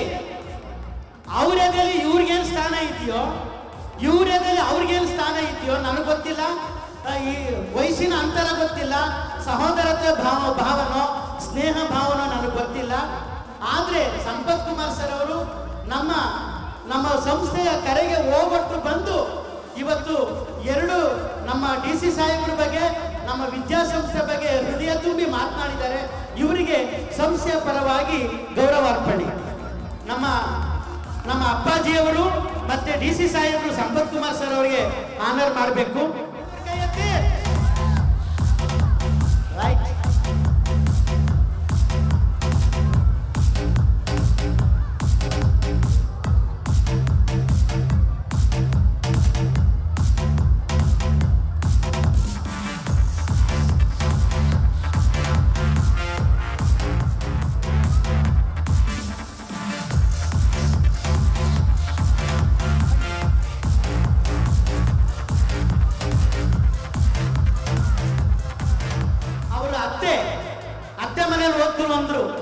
ಸೋದರತ್ತೆ ಇರಬೇಕು ಸಾಹೇಬರು. ಸೋದರತ್ತೆ ಒಂದು ಗಾದೆ ಮಾತಾದ ಹಳ್ಳಿಲಿ, ತಾಯಿ ಸತ್ರು ಸೋದರ ಸಾಯಲ್ವಂತೆ ಅಂತ. ಆ ತಾಯಿ ಸತ್ರು ಸೋದರ ಸಾಯಲ್ಲ ಅನ್ನುವಂಗೆ ಅಷ್ಟೊಂದು ಬಾಂಧವ್ಯ ಇವತ್ತು ಕೀರ್ತಿ ಮಣಿಯಾಗಿ ಇವತ್ತು ಬೆಳಗ್ತಾ ಇದ್ದಾರೆ ಸಕ್ಕರೆ ನಾಡಲ್ಲಿ. ಆಚಾರ ಕರಸನಾಗು, ನೀತಿಗೆ ಪ್ರಭು ಆಗು, ಮಾತಿನಲ್ಲಿ ಚೂಡಾಮಣಿ ಆಗು, ಜ್ಯೋತಿ ಆಗು, ನನ್ನ ಜಗಕ್ಕೆಲ್ಲ ಕಂದ ನೀ ಜ್ಯೋತಿ ಆಗು ಅಂತ ಜಾನಪದ ತಾಯಿ ಮಗುವನ್ನು ಹಾರೈಸ್ತಾಳೆ. ಈ ದಿನ ಮಂಡ್ಯ ಜಿಲ್ಲಾಧಿಕಾರಿಯಾಗಿ ಇವತ್ತು ನಮ್ಮ ಜ್ಞಾನ ವಿಕಾಸ್ ವಿದ್ಯಾಸಂಘದ ಕಾರ್ಯಕ್ರಮದ ಈ ಒಂದು ನಮ್ಮ ವಜ್ರ ಮಹೋತ್ಸವದ ಮುಖ್ಯ ಅತಿಥಿಯಾಗಿ ಆಗಮಿಸಿರುವಂತಕ್ಕಂತಹ ನಮ್ಮೆಲ್ಲರ ನೆಚ್ಚಿನ ಸನ್ಮಾನ್ಯ ಶ್ರೀ ಡಾಕ್ಟರ್ ಕುಮಾರ್ ಸರ್ ಅವರು ತಮ್ಮ ಪ್ರೇರಣಾ ನುಡಿಯನ್ನು ನುಡಿಬೇಕು ಅಂತ ಕೇಳ್ಕೊಳ್ತಾ ಇದ್ದೀವಿ. ಎಲ್ಲರಿಗೂ ಸಂಜೆಯ ನಮಸ್ಕಾರಗಳು. ಬಸವೇಶ್ವರ ಸ್ವಾಮಿ ಪ್ರೌಢಶಾಲೆಯ ವಜ್ರ ಮಹೋತ್ಸವ ಈ ಕಾರ್ಯಕ್ರಮದ ಅಧ್ಯಕ್ಷತೆಯನ್ನು ವಹಿಸಿರುವಂತಹ ಈ ನಾಡು ಕಂಡಂಥ ಅತ್ಯಂತ ಜನಸಾಮಾನ್ಯರಿಗೆ ಧ್ವನಿಯಾಗಿ ನಿಂತು ಅಪಾರ ಹೆಸರನ್ನು ಗಳಿಸಿರುವಂತಹ ಸಾಮಾಜಿಕ ಸೇವೆಯಲ್ಲಿ ತಮ್ಮನ್ನು ತಾವು ತೊಡಗಿಸಿಕೊಂಡು ಈ ಸಮಾಜಕ್ಕೆ ಆದರ್ಶ ಪುರುಷರಾಗಿರುವಂತಹ ಸನ್ಮಾನ್ಯ ಶ್ರೀ ಲಿಂಗಪ್ಪ ಸರ್ ಅವರೇ, ಈ ಕಾರ್ಯಕ್ರಮದಲ್ಲಿ ಈಗಾಗಲೇ ನನ್ನ ಬಗ್ಗೆ ಹೆಚ್ಚಾಗಿ ಹೇಳಿ ಈ ಶಾಲೆಯ ಬಗ್ಗೆನೂ ಕೂಡ ಅಷ್ಟೇ ಬಹಳ ಮಹತ್ವಪೂರ್ಣವಾದಂಥ ಮಾಹಿತಿಯನ್ನು ಕೊಟ್ಟಂತಹ ನನ್ನ ಆತ್ಮೀಯ ಮಿತ್ರ, ಮಾರ್ಗದರ್ಶಕರು, ಗುರು ಸಮಾನರು, ತಂದೆ ಸಮಾನರು ಎಲ್ಲವೂ ಆಗಿರುವಂಥ ನನ್ನ ಸಂಪತ್ ಕುಮಾರ್ ಅವರೇ, ಹಾಗೂ ಈ ಕಾರ್ಯಕ್ರಮದಲ್ಲಿ ಭಾಗಿಯಾಗಿರುವಂಥ ಎಲ್ಲ ಈ ಒಂದು ಆಡಳಿತ ಸಂಸ್ಥೆ ಎಲ್ಲ ಪದಾಧಿಕಾರಿಗಳೇ ಮತ್ತು ವೇದಿಕೆಯ ಮುಂಭಾಗದಲ್ಲಿರುವಂಥ ಎಲ್ಲ ಪ್ರೀತಿಯ ಸಹೃದಯ ಬಂಧುಗಳೇ, ಸಂಪತ್ ಕುಮಾರ್ ಅವರು ಮಾತನಾಡಿದ ಮೇಲೆ ಮಾತನಾಡಲಿಕ್ಕೆ ಏನೂ ಉಳಿದಿಲ್ಲ. ಲಿಂಗಪ್ಪ ಸರ್ ಅವ್ರ ಬಗ್ಗೆ ಮಾತನಾಡಿದ್ದಾರೆ, ಶಾಲೆ ಬಗ್ಗೆ ಮಾತಾಡಿದ್ದಾರೆ, ನನ್ನ ಬಗ್ಗೆ ಮಾತಾಡಿದ್ದಾರೆ, ಮಕ್ಕಳ ಬಗ್ಗೆ ಮಾತಾಡಿದ್ದಾರೆ, ಶಿಕ್ಷಕರ ಬಗ್ಗೆ ಮಾತನಾಡಿದ್ದಾರೆ. ಅವ್ರು ಯಾವುದು ಬಿಟ್ಟಿದ್ದಾರೆ ಹೇಳಿ ನೋಡೋಣ ಯಾರಾದರೂ. ಹಾಗಾಗಿ ನಾನು ಅವ್ರನ್ನ ಬರೀ ಸಂಪತ್ ಕುಮಾರ್ ಅಂತ ಕರೀಲಿಕ್ಕಿಲ್ಲ, ಸರಸ್ವತಿ ಪುತ್ರ ಸಂಪತ್ ಕುಮಾರ್ ಅವರು. ಆ ಸರಸ್ವತಿ ಪುತ್ರ ಸಂಪತ್ ಕುಮಾರ್ ಅವರು ಬಹಳ ನಿರರ್ಗಳವಾಗಿ ಮಾತನಾಡ್ತಾರೆ. ಅವ್ರು ಮಾತನಾಡಿದ್ಮೇಲೆ ಮುಂದೆ ಮಾತಾಡೋರಿಗೆ ಸ್ವಲ್ಪ ಭಯ ಜಾಸ್ತಿ. ಅವ್ರು ಅಷ್ಟೊಂದು ಅದ್ಭುತವಾಗಿ ಮಾತನಾಡಿದರೆ ನಾವು ಹೆಂಗಪ್ಪ ಮಾತಾಡೋದು ಅಂತೇಳಿ. ಸೊ ಹಾಗಾಗಿ ಬಹಳ ಸುಂದರವಾಗಿ ಈ ಕಾರ್ಯಕ್ರಮದ ಔಚಿತ್ಯತೆಯ ಕುರಿತು ಸೊಗಸಾಗಿ ಮಾತನಾಡಿದ್ದಾರೆ. ಅವರಿಗೆ ಮತ್ತೆ ನಾನು ವೈಯಕ್ತಿಕವಾಗಿ ಅಭಿನಂದನೆಗಳನ್ನ ಸಲ್ಲಿಸಲಿಕ್ಕೆ ಇಚ್ಛೆ ಪಡ್ತೇನೆ. ಪ್ರೀತಿಯ ಸಹೃದಯ ಬಂಧುಗಳೇ, ಈ ಒಂದು ಶಾಲೆಯ ವಜ್ರ ಮಹೋತ್ಸವಕ್ಕೆ ನನಗೆ ಫಸ್ಟ್ ದೂರವಾಣಿ ಮೂಲಕ ಕರೆ ಮಾಡಿ ಈ ಒಂದು ಕಾರ್ಯಕ್ರಮ ನಡೀತಾ ಇದೆ, ತಾವು ಬರಬೇಕು ಅಂತ ಹೇಳಿದ್ರು. ಅವರು 2 ಹೆಸರು ಹೇಳಿದರು. ಒಂದು ಲಿಂಗಪ್ಪ ಸರ್ ಅವರ ಹೆಸರು, ಇನ್ನೊಂದು ಶಾಲೆ ಹೆಸರು. ನನಗೆ ಮೊದಲು ಶಾಲೆ ಹೆಸರು ಕೇಳಿದ ಕೂಡಲೇ ಮನಸ್ಸಲ್ಲಿ ಸ್ವಲ್ಪ ರೋಮಾಂಚನ ಆಯಿತು, ಪಾಸಿಟಿವ್ ವೈಬ್ರೇಷನ್ ಆಯಿತು. ಯಾಕೆ ಅಂತ ಹೇಳಿದ್ರೆ ನಾನು ಕಲ್ತಂತ ಶಾಲೆ ಹೆಸರು ಈ ಶಾಲೆಗೆ ಹೆಸರು ಸ್ವಲ್ಪ ಸಾಮೀಪ್ಯತೆ ಇತ್ತು. ನಾನು ಇದೇ ರೀತಿ ಅನುದಾನಿತ ಶಾಲೆಯಲ್ಲಿ ನನ್ನ ಬದುಕನ್ನು ಕಟ್ಕೊಂಡಂಥದ್ದು ಬೂದೇಶ್ವರ ಸ್ವಾಮಿ ಪ್ರೌಢಶಾಲೆ, ಇದು ಬಸವೇಶ್ವರ ಸ್ವಾಮಿ ಪ್ರೌಢಶಾಲೆ, ಎರಡೂ ಒಂದೇನೆ. ಹಾಗಾಗಿ ಹೆಸರು ಕೇಳಿದ ಕೂಡಲೇ ಮನಸ್ಸಿಗೆ ಎಲ್ಲೋ ಒಂದು ಕಡೆ ನನಗೆ ಬಹಳ ಒಂದು ವಿಶಿಷ್ಟವಾದಂಥ ಒಂದು ಮನಸ್ಸಿಗೆ ಒಳಿತು ಬರಬೇಕಂತ ಹೇಳಿ. ಮತ್ತು ಲಿಂಗಪ್ಪ ಸರ್ ಅವ್ರ ಬಗ್ಗೆ, ಅವ್ರ ಹೆಸರು ಬಗ್ಗೆ ನಾನು ಕೇಳಿದ್ದೆ. ಇದಕ್ಕಿಂತ ಹಿಂದೆ ಸಂಪತ್ ಕುಮಾರ್ ಅವರಿಗೆ ಬೀಳ್ಕೊಡುಗೆ ಸಮಾರಂಭ ಮಾಡುವ ಸಂದರ್ಭದಲ್ಲೂ ಕೂಡ ಲಿಂಗಪ್ಪ ಸರ್ ಅವರು ಅವ್ರ ಕುರಿತು ಮಾತನಾಡಿದರು. ಆ ವಿಡಿಯೋನ ಕೂಡ ನಾನು ನೋಡಿದ್ದೆ. ಸರ್ ಅವ್ರ ಬಗ್ಗೆ ಮಾತನಾಡಿದ್ದನ್ನ, ಅವ್ರ ಬಗ್ಗೆ ತಿಳ್ಕೊಂಡಿದ್ದೆ, ಆದರೆ ಭೇಟಿ ಮಾಡೋಕ್ಕಾಗಲಿಲ್ಲ. ಪ್ರಾಯಶಃ ಇವತ್ತು ಈ ಕಾರ್ಯಕ್ರಮದ ಮೂಲಕ ಅಂತ ಒಂದು ಪುಣ್ಯ ಪುರುಷರನ್ನ ಭೇಟಿ ಮಾಡಲಿಕ್ಕೆ ಅವಕಾಶ ಸಿಕ್ಕಿದೆ ಅಂತ ನಾನು ಭಾವಿಸ್ಕೊಂಡಿದ್ದೇನೆ. ಹಾಗಾಗಿ ಇಂಥ ಒಳ್ಳೆಯ ಕಾರ್ಯಕ್ರಮಕ್ಕೆ ಭಾಗಿಯಾಗಲಿಕ್ಕೆ ನನಗೂ ಕೂಡ ಬಹಳ ಸಂತೋಷ ಇದೆ, ಬಹಳ ಹೆಮ್ಮೆ ಇದೆ. ಹಾಗಾಗಿ ಈ ಒಂದು ಕಾರ್ಯಕ್ರಮಕ್ಕೆ ನನಗೆ ಭಾಗಿಯಾಗಲಿಕ್ಕೆ ಅವಕಾಶ ಮಾಡಿಕೊಟ್ಟಂತ ಲಿಂಗಪ್ಪ ಸರ್ ಅವರಿಗೆ, ಸಂಪತ್ ಕುಮಾರ್ ಅವರಿಗೆ, ಈ ಶಾಲೆಯ ಮುಖ್ಯೋಪಾಧ್ಯಾಯರಂತ ಗಿರೀಶ್ ಅವರಿಗೆ ಎಲ್ರಿಗೂ ಕೂಡ ಅಭಿನಂದನೆಗಳನ್ನ ಸಲ್ಲಿಸಲಿಕ್ಕೆ ಇಚ್ಛೆ ಪಡ್ತೇನೆ. 60 ವರ್ಷ ಈ ಶಾಲೆ ಕಟ್ಟಿದಂತ ಸಂದರ್ಭದಲ್ಲಿ ಸಂಪತ್ ಕುಮಾರ್ ಹುಟ್ಟಿರ್ಲಿಲ್ಲ, ನಾನು ಹುಟ್ಟಿರ್ಲಿಲ್ಲ. 60 ವರ್ಷದ ಸಾಧನೆಯ ಹಾದಿ ಪ್ರಾಯಶಃ ಅದನ್ನು ಅಳಿಲಿಕ್ಕೆ ಸಾಧ್ಯ ಇಲ್ಲ. ಬಹುದೂರ ಸಾಗಿ ಬಂದಿದೆ. ಅದರ ಹಿಂದೆ ಅನೇಕ ಸತ್ಪುರುಷರ, ಇಂಥ ಒಂದು ಮಹಾನ್ ವ್ಯಕ್ತಿಗಳ ಪರಿಶ್ರಮ ಇದೆ. ಯಾವುದೇ ಶಾಲೆಯನ್ನ ಕಟ್ಟೋದು ಸುಲಭ, ಆದರೆ ಬೆಳೆಸೋದು ಅಷ್ಟು ಸುಲಭ ಅಲ್ಲ.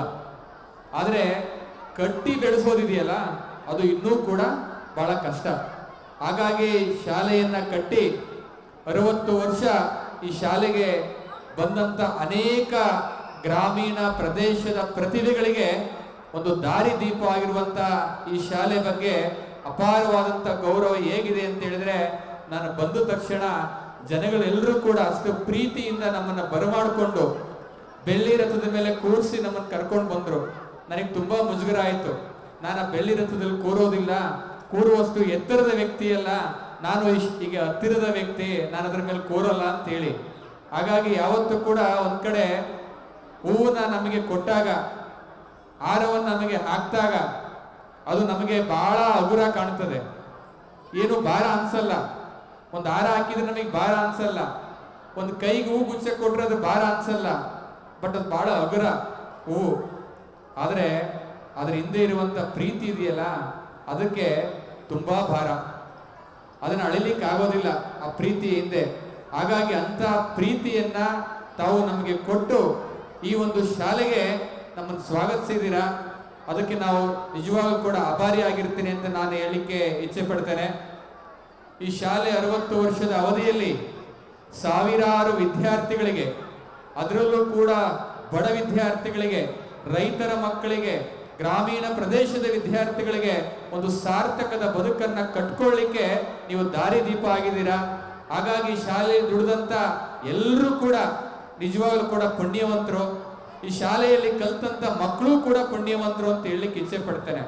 ಯಾಕೆ ಅಂತ ಹೇಳಿದ್ರೆ, ಎಲ್ಲೋ ನಗರ ಪ್ರದೇಶದಲ್ಲಿ ಯಾವುದೋ ಇಂಗ್ಲಿಷ್ ಮೀಡಿಯಂ ಅಲ್ಲಿ ಕಲ್ತು ದೊಡ್ಡವರಾಗೋದು ದೊಡ್ಡದಲ್ಲ, ಆದ್ರೆ ಇಂಥ ಒಂದು ಕನ್ನಡ ಮಾಧ್ಯಮದಲ್ಲಿ ಗ್ರಾಮೀಣ ಪ್ರದೇಶದಲ್ಲಿ ಕಲ್ತು ದೊಡ್ಡವರಾಗೋದಿಲ್ಲ, ಅದು ದೊಡ್ಡದು. ಯಾಕೆ ಈ ಮಾತು ಹೇಳ್ತಾ ಇದ್ದೀನಿ ಅಂದ್ರೆ, ಇವತ್ತು ನನ್ನ ಮಗ ನೆಕ್ಸ್ಟ್ ಓದಿ ಕಲ್ತಿ IAS ಆಗೋದು ದೊಡ್ಡದಲ್ಲ. ನಮ್ಮಪ್ಪ ರೈತ, ಇವತ್ತಿಗೂ ಕೂಡ ಉಳುಮೆ ಮಾಡ್ತಾರೆ. ಹಾಗಾಗಿ ರೈತನ ಮಗನಾಗಿ ನಮ್ಮಂತವ್ರು ಸಾಧನೆ ಮಾಡಿದ್ದೀವಿ. ಹಾಗಾಗಿ ಶಾಲೆಯಲ್ಲಿ ಕಲ್ತಿರುವಂತ ಅನೇಕ ರೈತರು ಮಕ್ಕಳು ಕೂಡ ಅನೇಕ ರೀತಿಯಲ್ಲಿ ಸಾಧನೆ ಮಾಡಿದ್ದಾರೆ. ಅವರು ನಿಜವಾಗ್ಲೂ ಕೂಡ ದೊಡ್ಡ ಸಾಧನೆ ಅಂತ ಹೇಳ್ತೀನಿ. ಹಾಗಾಗಿ ನಿಜವಾಗ್ಲೂ ಕೂಡ ಅಂತ ಒಂದು ಗ್ರಾಮೀಣ ಪ್ರದೇಶದ ವಿದ್ಯಾರ್ಥಿಗಳಿಗೆ ಅವ್ರದೇ ಆದಂತ ಬದುಕನ್ನ ಕಟ್ಕೊಳ್ಳಿಕ್ಕೆ ಸಹಕಾರವನ್ನ ಕೊಟ್ಟಿರುವಂಥದ್ದು. ಹಾಗಾಗಿ ಅವರ ಬದುಕನ್ನ ಬೆಳಗಿಸಿದೆ, ಜೊತೆಗೆ ಬೆಳೆಸಿದೆ. ಅವ್ರ ಮೊಗದಲ್ಲಿ ನಗುವನ್ನ ತಂದ್ಕೊಟ್ಟಿದೆ. ಬದುಕೆ ಬಿದ್ದೋಗಿದೆ ಅನ್ನುವಂತ ಒಂದು ಎಷ್ಟೋ ಮಕ್ಕಳಲ್ಲಿ ಬಹುಶಃ ಕಣ್ತೆರೆಸಿದೆ. ಅವರ ಬದುಕನ್ನ ಕಟ್ಕೊಳ್ಳಿಕ್ಕೆ ಅನೇಕ ರೀತಿಯಲ್ಲಿ ಸಹಕಾರವನ್ನ ಮಾಡಿರುವಂತ ಈ ಸಂಸ್ಥೆಯ ಬಗ್ಗೆ ಅಪಾರವಾದಂತ ಅಭಿಮಾನವನ್ನ ಎಲ್ಲರೂ ಕೂಡ ಇಟ್ಕೊಂಡು ಮುಕ್ತ ಮನಸ್ಸಿನಿಂದ ನಾವು ಅವರಿಗೆ ಗೌರವನ್ನ ಸಲ್ಲಿಸ್ತಕ್ಕಂಥದ್ದು ಒಂದು ಉಪರಿಸುತ್ತ ಅಂತ ನಾನು ಹೇಳಲಿಕ್ಕೆ ಇಚ್ಛೆ ಪಡ್ತಾ, ಈ ಒಂದು ಜ್ಞಾನ ಕೇಂದ್ರ, ಹಾಗಾಗಿ ಜ್ಞಾನವನ್ನ ಧಾರೆ ಏರುವಂತ ಜ್ಞಾನ ಕೇಂದ್ರ ಎಷ್ಟು ಮುಖ್ಯನೋ ಅದು ಒಂದು ಶಕ್ತಿ ಕೇಂದ್ರ ಅಂತಲೂ ಕೂಡ ನಾನು ಹೇಳಲಿಕ್ಕೆ ಇಚ್ಛೆ ಪಡ್ತೇನೆ. ಯಾಕೆ ಅಂತ ಹೇಳಿದ್ರೆ, ನಾನು ಹಾಗೆ ಬರ್ತಾ ಇರ್ಬೇಕಾದ್ರೆ ನಮ್ಮ ಸಂಪತ್ ಕುಮಾರ್ ಅವರು ಶೈಕ್ಷಣಿಕ ಸಂಸ್ಥೆಯಲ್ಲಿ ಬೆಳೆದಿರುವಂತ ಗಿಡ ಮರಗಳನ್ನು ತೋರಿಸ್ತಾ ಇದ್ರು. ನನಗೆ ಇವತ್ತು ನೀವೆಲ್ಲ ಮಕ್ಕಳು ಬಹಳ ಈ ಒಂದು ಶಾಲೆ ಬೆಳೆದು ಬಂದ ರೀತಿಯ ಬಗ್ಗೆ ಒಂದು ಒಳ್ಳೆ ಸುಂದರವಾದಂತ ಒಂದು ಹಾಡನ್ನ ಹಾಡಿ ಎಲ್ಲರೂ ಕೂಡ ಸ್ಮರಿಸ್ಕೊಂಡ್ರು. ಲಿಂಗಪ್ಪ ಸರ್ ಅವ್ರನ್ನ ಒಂದು ಫೋಟೋ ಹಾಕಿ ಅದರಲ್ಲಿ ಶಿಕ್ಷಣ ಪ್ರೇಮಿ ಅಂತ ಹಾಕಿದ್ರು. ಬಹಳ ಖುಷಿ ಆಯ್ತು ಅದು ನೋಡಿ. ಜೊತೆಗೆ ನನ್ನ ಮನಸ್ಸಲ್ಲಿ ಬಂತು, ಇವರು ಶಿಕ್ಷಣ ಪ್ರೇಮಿಯೂ ಹೌದು, ಈ ಮರಗಳು ನೋಡಿದಾಗ ಪರಿಸರ ಪ್ರೇಮಿಯೂ ಹೌದು ಅಂತ. ಅವೆಲ್ಲ ನೋಡಿದಾಗ ಇನ್ನೂ ಖುಷಿ ಆಯ್ತು ನನಗೆ. ಶಿಕ್ಷಣ ಪ್ರೇಮಿಯೂ ಹೌದು, ಪರಿಸರ ಪ್ರೇಮಿಯೂ ಹೌದು, ಈ 10 ವರ್ಷ ಸಾವಿರಾರು ಮಕ್ಕಳಿಗೆ ಬದುಕನ್ನ ಕಟ್ಕೊಟ್ರಿಂದ ಅವರು ಮಾನವ ಪ್ರೇಮಿಯೂ ಹೌದು ಅನ್ನಿಸ್ತು ನನಗೆ. ಹಾಗಾಗಿ ಶಿಕ್ಷಣ ಪ್ರೇಮಿ, ಪರಿಸರ ಪ್ರೇಮಿ, ಮಾನವ ಪ್ರೇಮಿ ಇವತ್ತು ಅವರು ಈ ಮುಂದೆ ಇಲ್ಲಿ ನಿಂತಿದ್ದಾರೆ. ಅವರ ಅನುಭವದಲ್ಲಿ ಈ ಶಾಲೆ ನಡೆದು ಬಂದಿದೆ. ಯಾಕೆ ಅಂತ ಹೇಳಿದ್ರೆ, ದೇವರು ಈ ಜಗತ್ತಿಗೆ ಜನ್ಮ ಕೊಟ್ಟು ಕಳಿಸ್ಬೇಕಾದ್ರೆ ಇಂಥ ಒಂದು ಪುಣ್ಯ ಕಾರ್ಯಗಳನ್ನ ಮಾಡಲಿಕ್ಕೆ, ಸತ್ಕಾರ್ಯಗಳನ್ನ ಮಾಡಲಿಕ್ಕೆ ಎಲ್ಲರನ್ನೂ ಆಯ್ಕೆ ಮಾಡ್ಕೊಳ್ಳೋದಿಲ್ಲ. ಕೇವಲ ಕೆಲವೇ ವ್ಯಕ್ತಿಗಳನ್ನ ಆಯ್ಕೆ ಮಾಡ್ಕೊಳ್ತಾನೆ ದೇವರು. ಎಲ್ರಿಗೂ ಅವಕಾಶಗಳು ಸಿಗೋದಿಲ್ಲ. ಹಾಗಾಗಿ ಆ ಸತ್ಕಾರ್ಯಗಳನ್ನ ಮಾಡಲಿಕ್ಕೆ, ಪುಣ್ಯ ಕಾರ್ಯಗಳನ್ನ ಮಾಡಲಿಕ್ಕೆ ದೇವರು ಯಾರನ್ನ ಆಯ್ಕೆ ಮಾಡ್ಕೊಳ್ತಾನೆ ಅಂದ್ರೆ ಪುಣ್ಯವಂತರನ್ನ ಮಾತ್ರ. ಹಾಗಾಗಿ ಇಲ್ಲಿ ಸೇವೆ ಸಲ್ಲಿಸಿರುವಂತ ಪ್ರತಿಯೊಬ್ಬರು ಕೂಡ ಪುಣ್ಯವಂತರು. ನಮ್ಮ ಸಂಪತ್ ಕುಮಾರ್ ಹೇಳಿದಂಗೆ ಆ ದೃಷ್ಟಿಯಿಂದ ನಾವೆಲ್ಲರೂ ಕೂಡ ಅವರಿಗೆ ಅಪಾರವಾದಂಥ ಗೌರವನ ಸಲ್ಲಿಸಬೇಕು ಅಂತ ನಾನು ಹೇಳಲಿಕ್ಕೆ ಇಚ್ಛೆ ಪಡ್ತೇನೆ.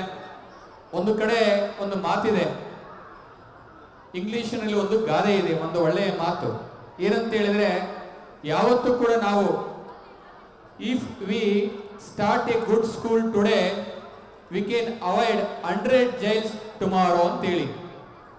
ಇವತ್ತು ಒಂದು ಒಳ್ಳೆಯ ಶಿಕ್ಷಣ ಸಂಸ್ಥೆಯನ್ನ ಕಟ್ಟಿ ಬೆಳೆಸಿದ್ರೆ ನಾಳೆ 100 ಜೈಲುಗಳನ್ನ ನಾವು ತಡಿಬಹುದು ಅಂತೇಳಿ. ಅದರ ಅರ್ಥ, ಒಂದು ಒಳ್ಳೆಯ ಶಿಕ್ಷಣ ಸಂಸ್ಥೆಯನ್ನ ಕಟ್ಟಿ ಬೆಳೆಸಿ ಸಂಸ್ಕಾರಯುತ ಶಿಕ್ಷಣವನ್ನ ಕೊಟ್ರೆ ನಮಗೆ ಯಾವ ಜೈಲು ಅವಶ್ಯಕತೆ ಇಲ್ಲ.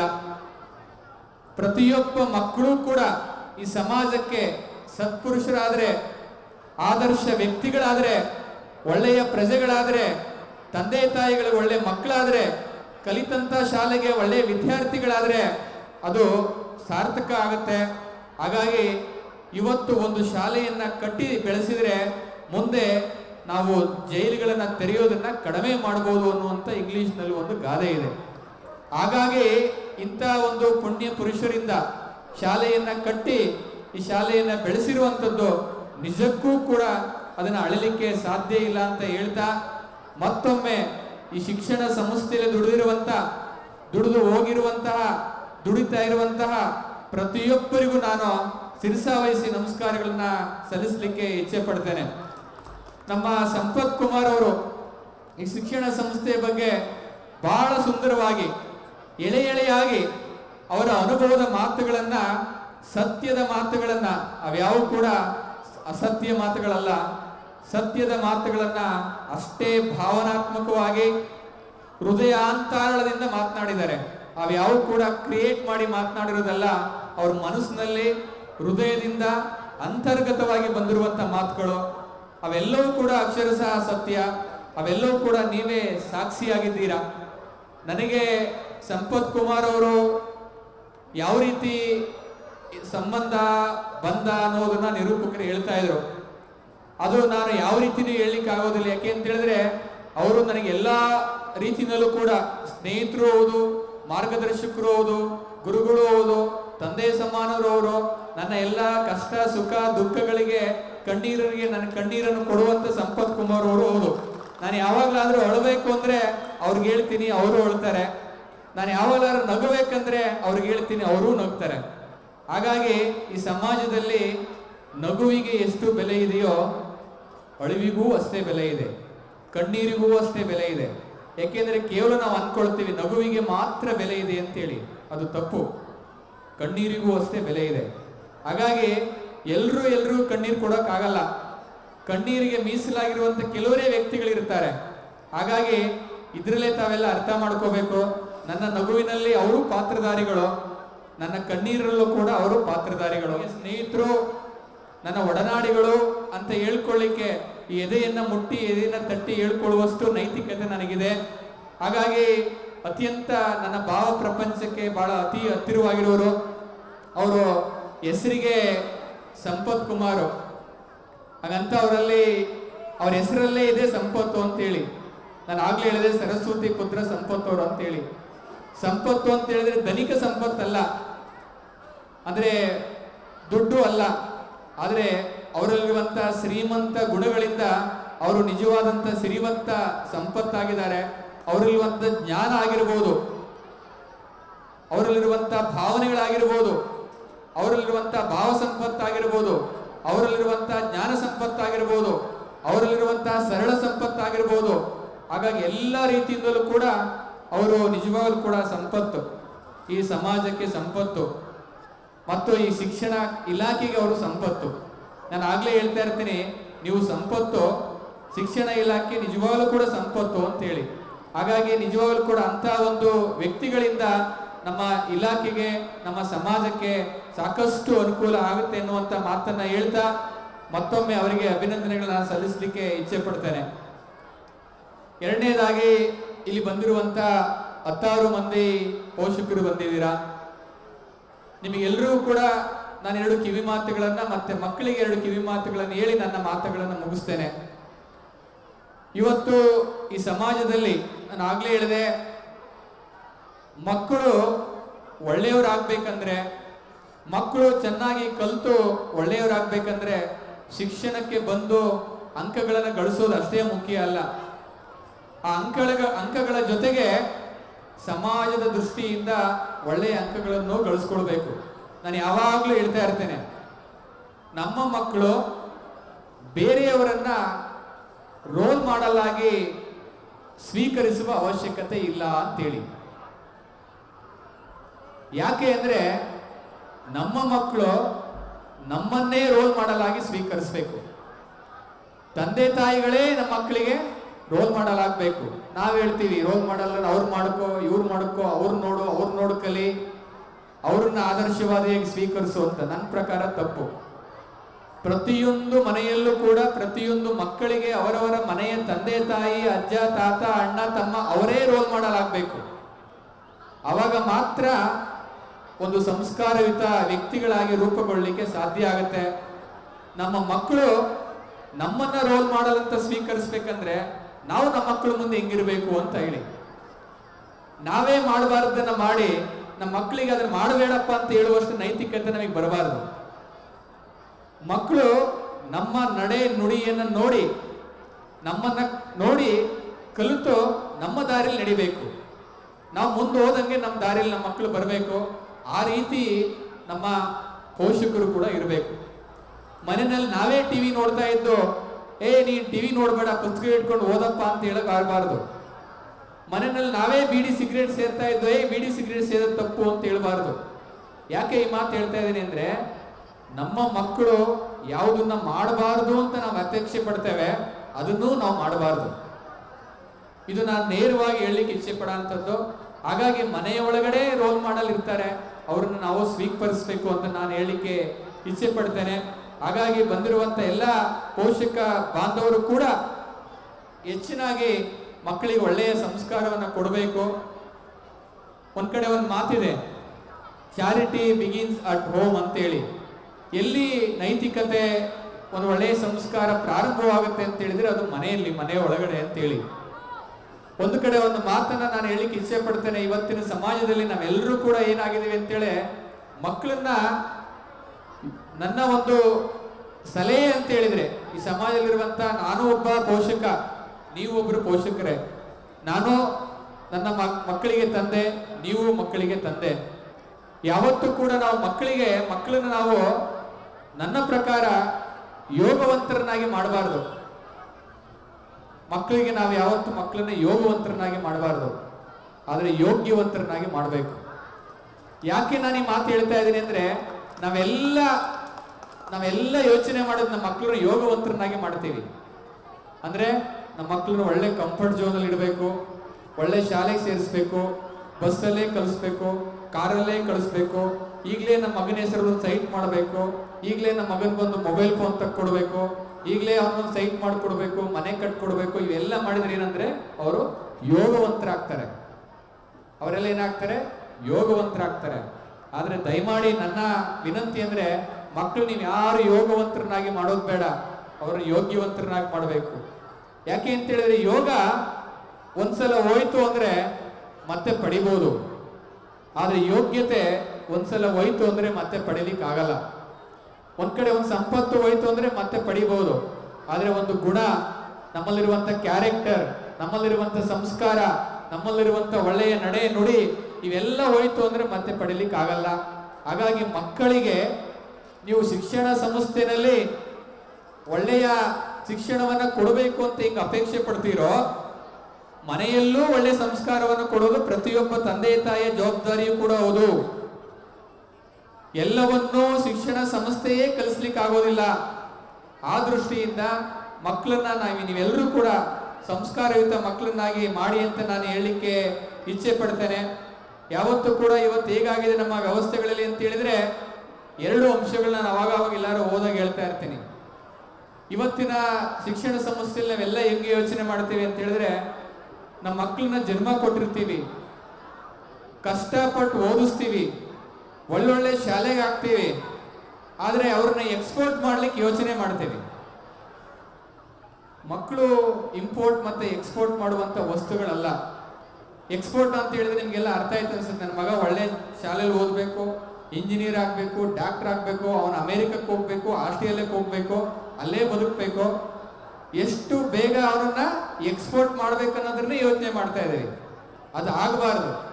ಇಲ್ಲೇ ಇದ್ದು ಈ ದೇಶಕ್ಕೆ ಒಳ್ಳೆಯ ಕೊಡುಗೆಯನ್ನು ಕೊಡುವಂತ ಮಕ್ಕಳನ್ನ ಯೋಚನೆ ಮಾಡುವಂತ ಮಕ್ಕಳನ್ನ ನಾವು ತಂದೆ ತಾಯಿಗಳು ಕಲಿಬೇಕು ಅಂತ ಹೇಳ್ತೇನೆ. ಎರಡನೇದಾಗಿ ಇವತ್ತು ಹೆಂಗಾಗಿದೆ ನಮ್ಮ ವ್ಯವಸ್ಥೆ ಅಂತ ಹೇಳಿದ್ರೆ, ನಮ್ಮ ಪ್ರೋಗ್ರೆಸ್ ಕಾರ್ಡ್ ನಮ್ಮ ಸಂಪತ್ ಕುಮಾರ್ ಅವ್ರಿಗೆ ಗೊತ್ತು. ಪ್ರೋಗ್ರೆಸ್ ಕಾರ್ಡ್ಗಳು, ಮಾರ್ಕ್ಸ್ ಕಾರ್ಡ್ಗಳು ಹೆಂಗಾಗಿದೆ ಅಂದ್ರೆ, ಪ್ರೋಗ್ರೆಸ್ ಕಾರ್ಡ್ಗಳು ಏನಾಗಿದೆ ಅಂದ್ರೆ ತಂದೆ ತಾಯಿಗಳಿಗೆ ಪ್ರೆಸ್ಟೀಜ್ ಕಾರ್ಡ್ಗಳಾಗಿದೆ. ಯಾವತ್ತೂ ಕೂಡ ನನ್ನ ಮಕ್ಕಳು ಎಷ್ಟು ಅಂಕಗಳಿಗೆ ಕಳೀತಾರೆ, 100ಕ್ಕೆ ಎಷ್ಟು ಅಂಕ ತೆಗ್ದಿದ್ದಾರೆ, ಇವನು 96 ತೆಗ್ದಿದ್ದಾರೆ, ಪಕ್ಕದ ಮನೆಯವರು 99 ತೆಗ್ದಿದ್ರೆ ಸಾಕಾಗೋದಿಲ್ಲ, ಕಂಪೇರ್ ಮಾಡ್ತಾರೆ, ನೋಡಪ್ಪ ಅವ್ರು 99 ತೆಗ್ದಿದ್ದಾರೆ, ನೀನು 96 ತೆಗ್ದಿದೀಯ ಅಂತ ಹೇಳಿ. ಪ್ರೋಗ್ರೆಸ್ ಕಾರ್ಡ್ ಪ್ರೆಸ್ಟೀಜ್ ಕಾರ್ಡ್ ಅಲ್ಲ. ಅಂಕಪಟ್ಟಿಲಿರುವಂತ ಅಂಕಗಳು ಉಪಯೋಗ ಬರಲ್ಲ. ನನ್ನ ವೈಯಕ್ತಿಕ ದೃಷ್ಟಿಯಿಂದ ನಾವು ಪಠ್ಯ ಪುಸ್ತಕದಲ್ಲಿ ಗಳಿಸಿಕೊಳ್ಳುವ ಅಂಕಗಳಿಗಿಂತ ನಿಜ ಜೀವನದಲ್ಲಿ ಗಳಿಸಿಕೊಡುವ ಅಂಕಗಳು ಬಹಳ ಮುಖ್ಯ. ಯಾಕೆ ಅಂತ ಹೇಳಿದೀನಿ ಅಂದ್ರೆ, ಪಠ್ಯ ಪುಸ್ತಕದಲ್ಲಿ ಅಂಕ ಗಳಿಸೋದು ಬಹಳ ಸುಲಭ. ಅದಕ್ಕೇನು ಎಕ್ಸ್ಟ್ರಾ ತುಂಬಾ ತಲೆ ಕೆಡಿಸ್ಕೊಳ್ಳೋ ಅವಶ್ಯಕತೆ ಇಲ್ಲ. ಅದಕ್ಕೊಂದು ಸಿಲೆಬಸ್ ಇದೆ. ಇಡೀ ವರ್ಷ ಏನು ಓದ್ಬೇಕಂತ ಒಂದು ಸಿಲೆಬಸ್ ಕೊಡ್ತಾರೆ.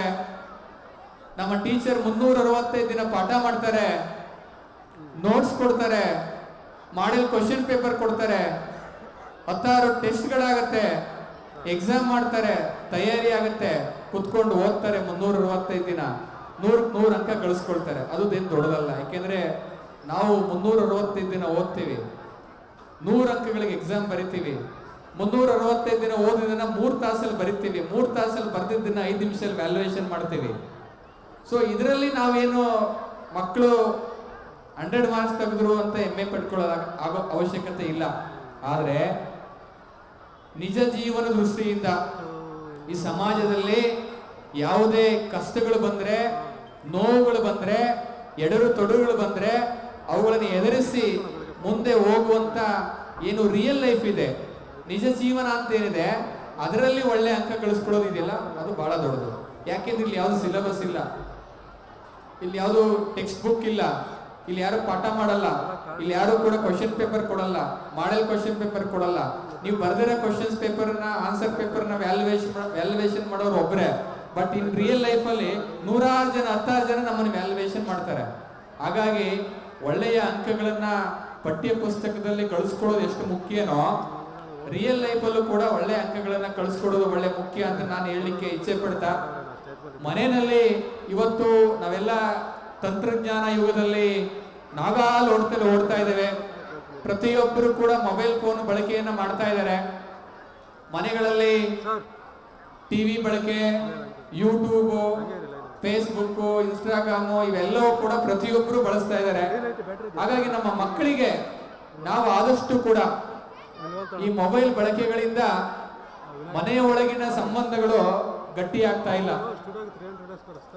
ಯಾಕೆ ಅಂತ ಹೇಳಿದ್ರೆ, ಒಂದು ಮಾತನ್ನ ಒಬ್ಬ ಚಿಂತಕರು ಹೇಳ್ತಾರೆ ಇವತ್ತಿನ ಇದರಲ್ಲಿ, paradox of the 21st century ಹೆಂಗಿದೆ ಅಂತ ಹೇಳಿದ್ರೆ, ಇವತ್ತು ಒಂದು ಮೊಬೈಲ್ ಇದ್ರೆ ಸಾಕು, 5 ಅಡಿ ದೂರದಲ್ಲಿರುವಂತ ನಮ್ಮ ಮಕ್ಕಳ ಜೊತೆ, ಹೆಂಡತಿ ಜೊತೆ, ತಂದೆ ತಾಯಿಗಳ ಜೊತೆ ನಾವು ಮಾತಾಡಲ್ಲ. ಆದ್ರೆ ಒಂದು ಮೊಬೈಲ್ ಇದ್ರೆ 500 ಕಿಲೋಮೀಟರ್ ದೂರದಲ್ಲಿರುವಂತ ಯಾರೋ ಒಬ್ಬ ವ್ಯಕ್ತಿ ಜೊತೆ ನಾವು ಮೆಸೇಜ್ ಮಾಡ್ತಾ ಇರ್ತೀವಿ.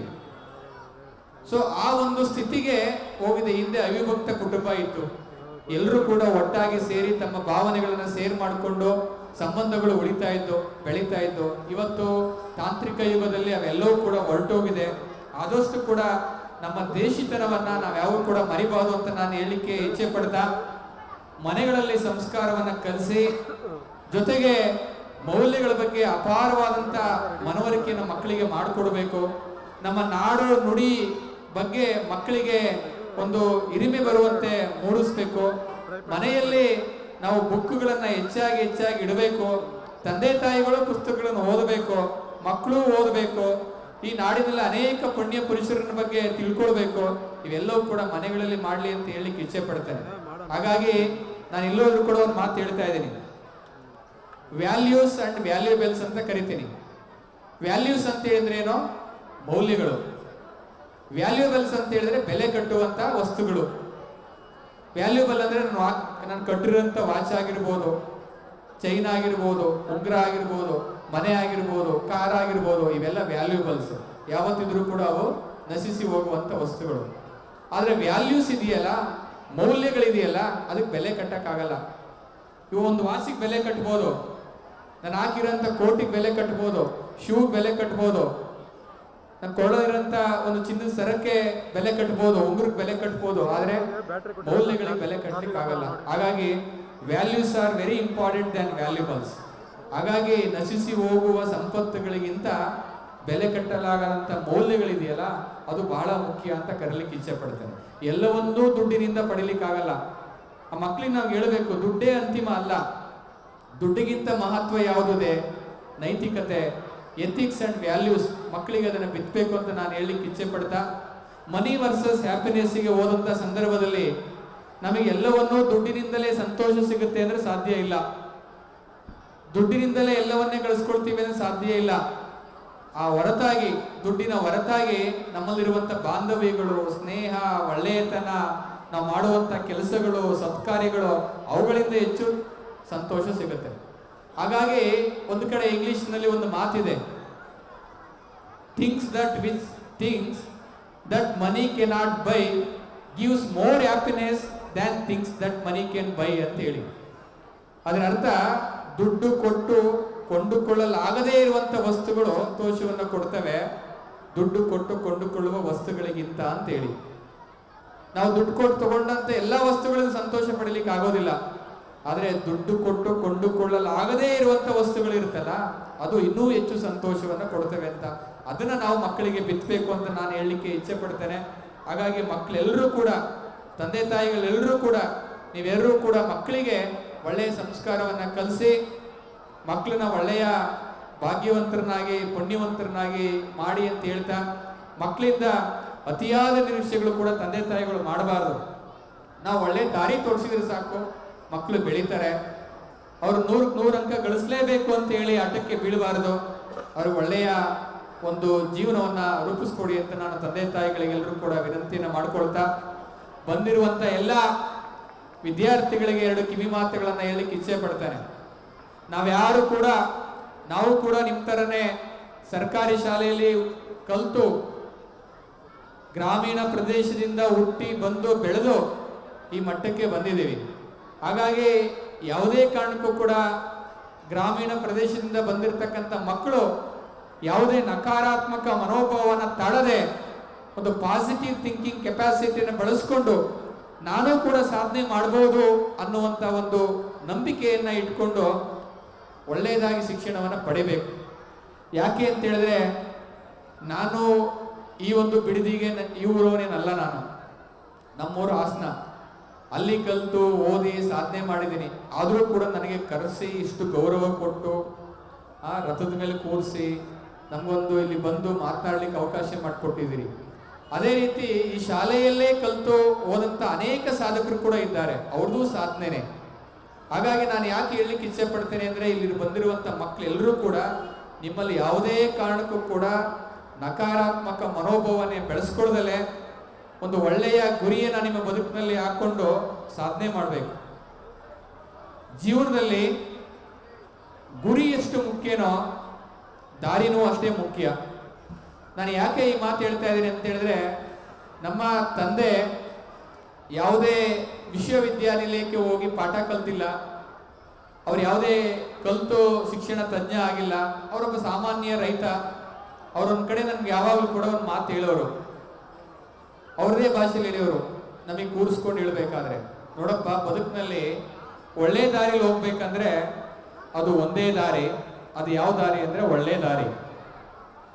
ಕೆಟ್ಟ ದಾರಿಲಿ ಹೋಗ್ಬೇಕಂದ್ರೆ 10 ದಾರಿ, ಒಟ್ಟಿಗೆ 11 ದಾರಿ ಇದೆ ನಿನಗೆ. 11 ದಾರಿನಲ್ಲಿ ಒಳ್ಳೆ ದಾರಿ ಒಂದೇ ಒಂದು ಹಿಡಿದ್ರೆ ನೀವು ಜೀವನದಲ್ಲಿ ಒಳ್ಳೆ ಸಾಧನೆ ಮಾಡಬಹುದು. ಆ 10 ದಾರಿನಲ್ಲಿ ಯಾವ್ದಾದ್ರು ಒಂದು ಆಯ್ಕೆ ಮಾಡಿಕೊಂಡ್ರೆ ಬಹಳ ಕಷ್ಟ ಆಗತ್ತೆ ಅಂತ ಹೇಳಿ. ಹಾಗಾಗಿ ಇದನ್ನು ನಾವು ಯಾವ ಪಠ್ಯ ಪುಸ್ತಕದಲ್ಲಿ ಕಲೀಲಿಕ್ಕಾಗತ್ತೆ?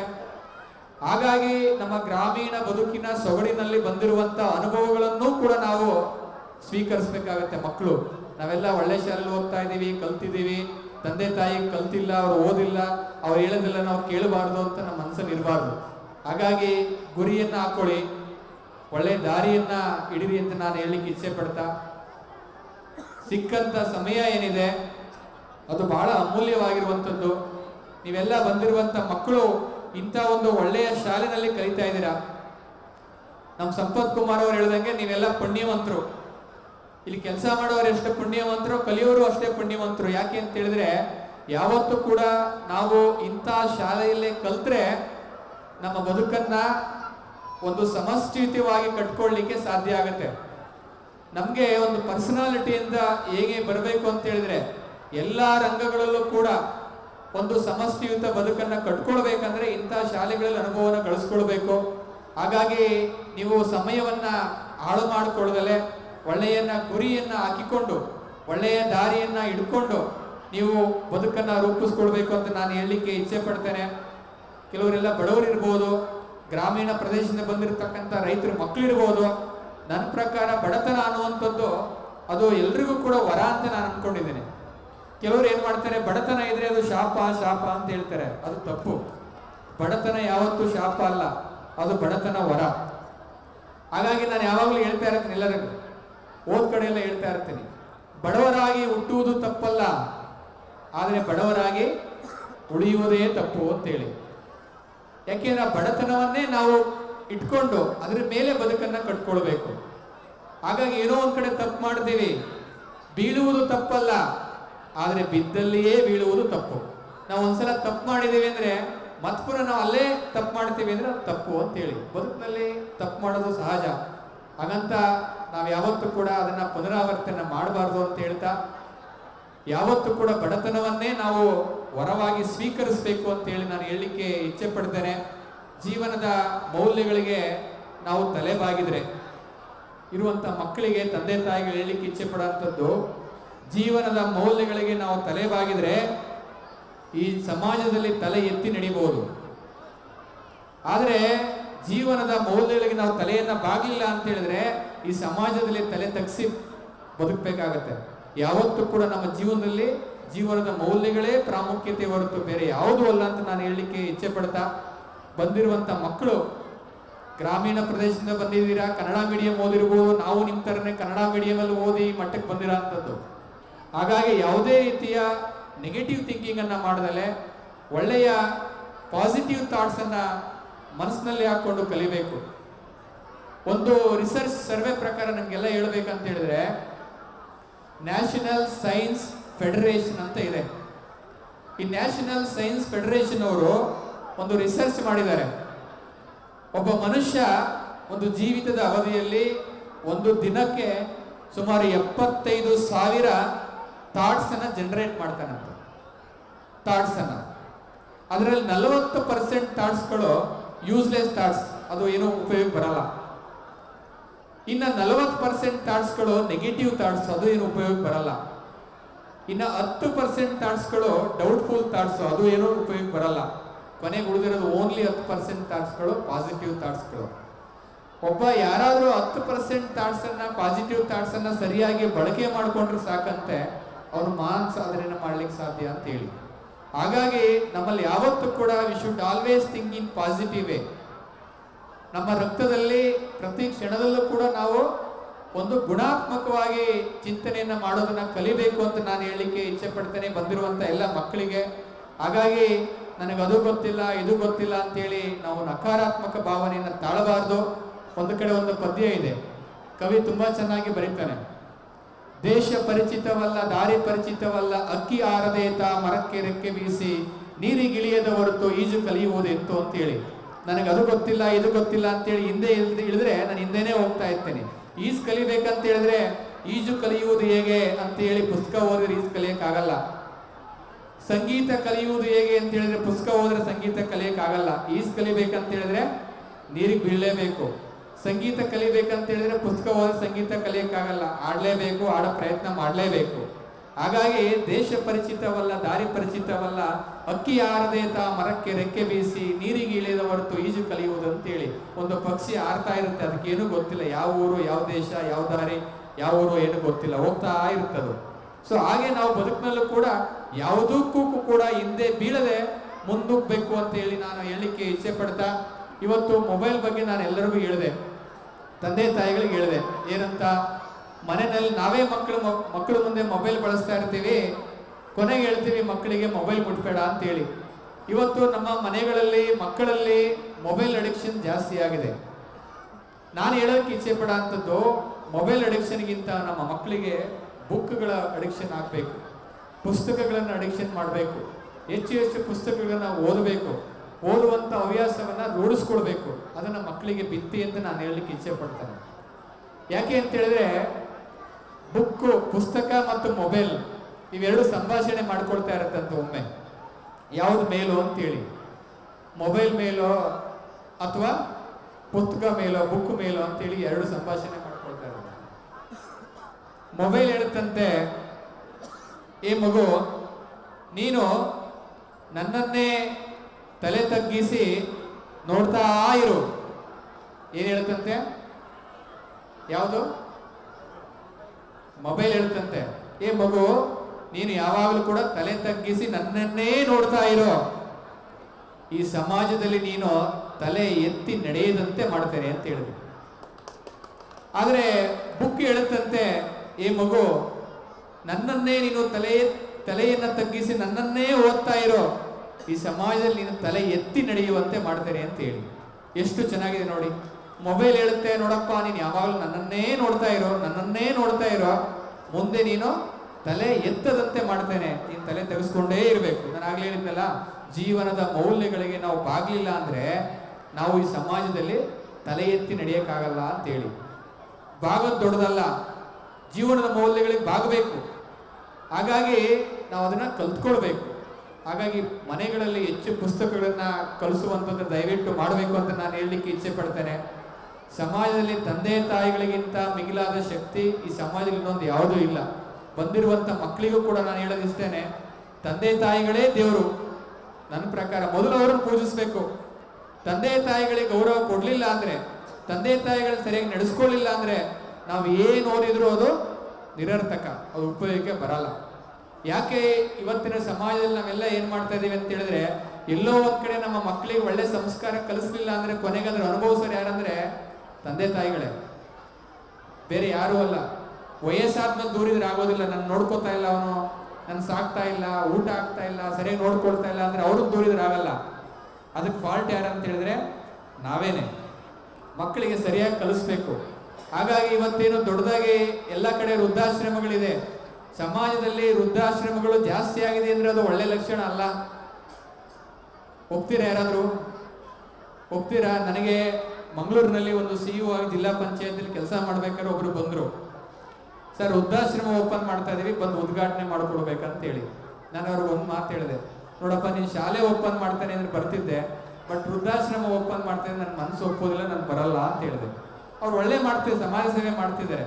ಆದರೆ ವೃದ್ಧಾಶ್ರಮಗಳ ಸಂಖ್ಯೆ ಜಾಸ್ತಿ ಆಗ್ತಾ ಇದೆ ಅಂದ್ರೆ ಎಲ್ಲೋ ಒಂದ್ ಕಡೆ ನಮ್ಮ ನೈತಿಕ ಮೌಲ್ಯಗಳು ಅಧಃಪತನ ಆಗ್ತಾ ಇದೆ. ತಂದೆ ತಾಯಿಗಳನ್ನ ಸರಿಯಾಗಿ ಮಕ್ಕಳು ನೋಡ್ಕೋತಾ ಇಲ್ಲ ಅಂತ ಹೇಳಿ. ಇವತ್ತು ನಾನು ಜಿಲ್ಲಾಧಿಕಾರಿಯಾಗಿ ಸೀನಿಯರ್ ಸಿಟಿಜನ್ ಆಕ್ಟ್ ಅಂತ ಒಂದಿದೆ, ಹಿರಿಯ ನಾಗರಿಕರ ಕಾಯ್ದೆ ಅಂತ ಇದೆ. ಆ ಕಾಯ್ದೆನಲ್ಲಿ ಸಾಕಷ್ಟು ಸುಮಾರು ಕೇಸ್ಗಳು ಬರ್ತವೆ. ಬಂದಾಗ ನನಗೆ ತುಂಬಾ ಮನಸ್ಸಿಗೆ ನೋವಾಗುವಂತ ಪ್ರಸಂಗ ಯಾವಾಗಪ್ಪ ಅಂದ್ರೆ ಆ ಕೇಸ್ಗಳು ಕೂಗಿದಾಗ. ಜನ್ಮ ಕೊಟ್ಟು, ಅನ್ನ ಕೊಟ್ಟು, ಸಾಕಿ ಸಲುವಿ, ಶಿಕ್ಷಣ ಕೊಟ್ಟು, ಬದುಕನ್ನ ಕೊಟ್ಟಿರುವಂತ ಮಕ್ಕಳು ಒಂದ್ ಕಡೆ ಪ್ರತಿವಾದಿಯಾಗಿ ನಿಲ್ತಾರೆ, ತಂದೆ ತಾಯಿಗಳು ಒಂದ್ ಕಡೆ ನಿಲ್ತಾರೆ, ಇನ್ನೊಂದ್ ಕಡೆ ಮಕ್ಕಳು ಒಂದ್ ಕಡೆ ನಿಲ್ತಾರೆ, ವಾದಿ ಮತ್ತೆ ಪ್ರತಿವಾದಿಯಾಗಿ. ಬೇರೆ ಯಾರು ಅಲ್ಲ.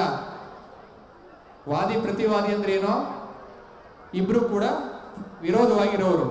ಒಂದ್ ಕಡೆ ತಂದೆ ತಾಯಿ ನಿಲ್ತಾರೆ, ಇನ್ನೊಂದ್ ಕಡೆ ಮಕ್ಕಳು ನಿಲ್ತಾರೆ. ತಂದೆ ತಾಯಿ ಬಂದು ಹೇಳ್ತಾರೆ, ನನ್ನ ಮಗ ನಮ್ಮ ನೋಡ್ಕೋತಾ ಇಲ್ಲ, ಸಾಕ್ತಾ ಇಲ್ಲ ಅಂತ ಹೇಳಿ. ಸೊ ಹಾಗಾಗಿ ನಾವು ಯಾವತ್ತೂ ಕೂಡ ನಮ್ಮ ಮಕ್ಕಳಿಗೆ ಒಳ್ಳೆ ಸಂಸ್ಕಾರ ಕಲಿಸ್ಬೇಕು, ಅದೇ ನಮ್ಮ ಬೇರು ಅಂತ ಹೇಳಲಿಕ್ಕೆ ಇಚ್ಛೆ ಪಡ್ತೇನೆ.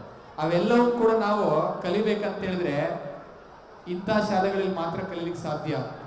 ಯಾವುದೋ ದೊಡ್ಡ ಶಾಲೆಗಳಲ್ಲಿ ಇಂಗ್ಲಿಷ್ ಮೀಡಿಯಂ ಶಾಲೆಯಲ್ಲಿ ಕಲ್ತರೆಲ್ಲ ಹಾಗೇ ಆಗತ್ತೆ. ಸೊ ಹಾಗಾಗಿ ಇಂಥ ಶಾಲೆಗಳಲ್ಲಿ ಕಲ್ತಂತ ಮಕ್ಕಳಿಗೆ ಮಾತ್ರ ಜೀವನದ ಮೌಲ್ಯ ಅಂದ್ರೇನೋ, ತಂದೆ ತಾಯಿಗಳ ಪಾತ್ರ ಅಂದ್ರೇನೋ, ಅವ್ರ ಶಕ್ತಿ ಅಂತ ಏನಾದ್ರು ಗೊತ್ತಾಗೋದು ಇಲ್ಲಿ ಕಲ್ತಿರುವಂತ ಮಕ್ಕಳಿಗೆ ಅಂತ ನಾನು ಹೇಳಲಿಕ್ಕೆ ಇಚ್ಛೆ ಪಡ್ತೇನೆ. ಹಾಗಾಗಿ ಕೊನೆಯದಾಗಿ ನನ್ನ ಮಕ್ಕಳಿಗೆ ಹೇಳೋದು ಇಷ್ಟೇನೆ, ಇಲ್ಲಿ ಬಂದಿರುವಂತ ಮಕ್ಕಳು ಬೇಕು, ನಾವು ಯಾರು ಕೂಡ ಈ ಸಮಾಜಕ್ಕೆ ಹುಟ್ಟಬೇಕಂತ ಹೇಳಿ ಅರ್ಜಿ ಹಾಕಿ ಅರ್ಜಿ ಸಲ್ಲಿಸಿ ದೇವ್ರ ಹತ್ರ ಹುಟ್ಟಿಲ್ಲ ನಾವು, ಹೌದಲ್ವಾ? ಯಾರಾದ್ರೂ ನಾನು ಮನುಷ್ಯಾಗಿ ಹುಟ್ಟಬೇಕಂತ ಅಪ್ಲಿಕೇಶನ್ ಹಾಕಿದೀವ ದೇವ್ರ ಹತ್ರ? ಇಲ್ಲ ತಾನೆ, ನಮಗೆ ಗೊತ್ತಿಲ್ಲ ದೇವರು ಕೊಟ್ಟಿರುವಂತ ಈ ಒಂದು ಜನ್ಮ.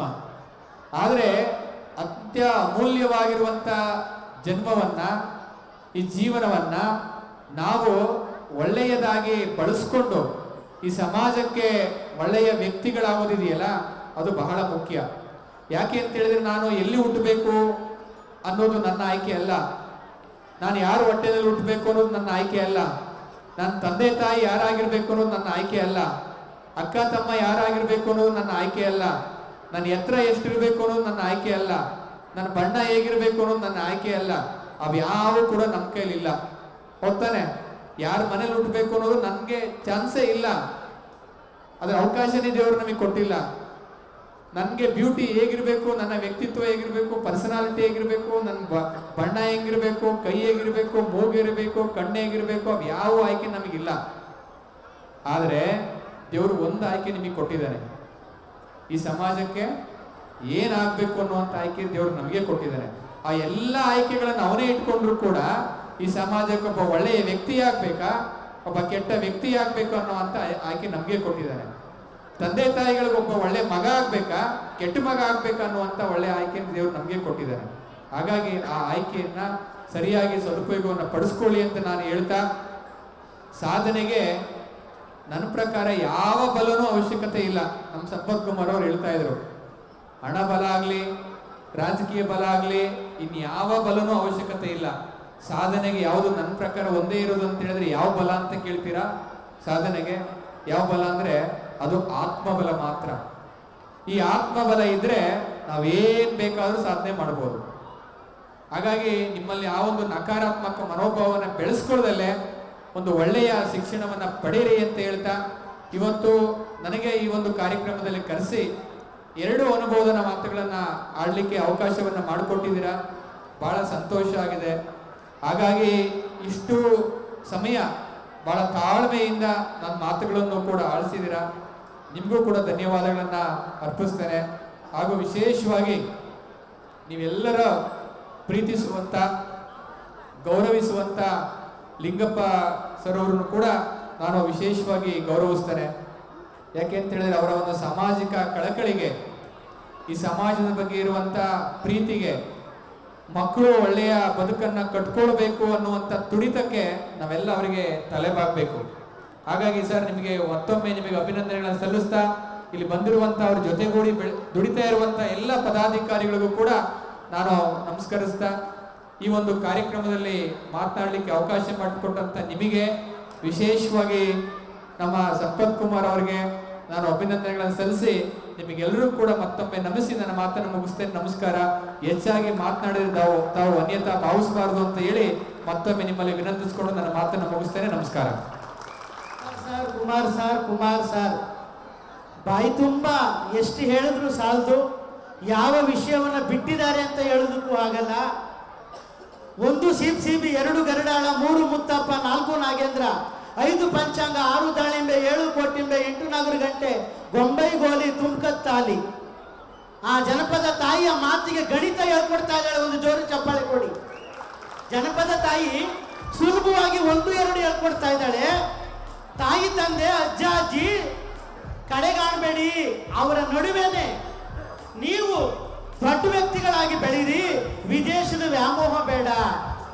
ಈ ಚಂದದ ಮನೆಯಲ್ಲಿ ಶ್ರೀಗಂಧದ ಗುಡಿಯಲ್ಲಿ ಆನಂದದ ಮಳೆ ಅನುರಾಗದ ಹೊಳೆ ಎಂದೆಂದು ತುಂಬಿ ಬರಲಿ.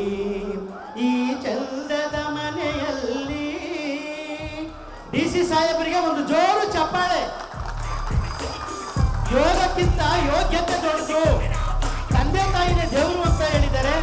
ಅವರಿಗೆ ನಮ್ಮ ಜ್ಞಾನ ವಿಕಾಸ ವಿದ್ಯಾಸಂಘದ ನಮ್ಮ DC ಸಾಹೇಬರಿಗೆ ಎಲ್ಲ ಸಂಸ್ಥೆಯ ವತಿಯಿಂದ ಗಣ್ಯಾತಿ ಗಣ್ಯರಿಂದ ತುಂಬು ಹೃದಯದ ಗೌರವಾರ್ಪಣೆ.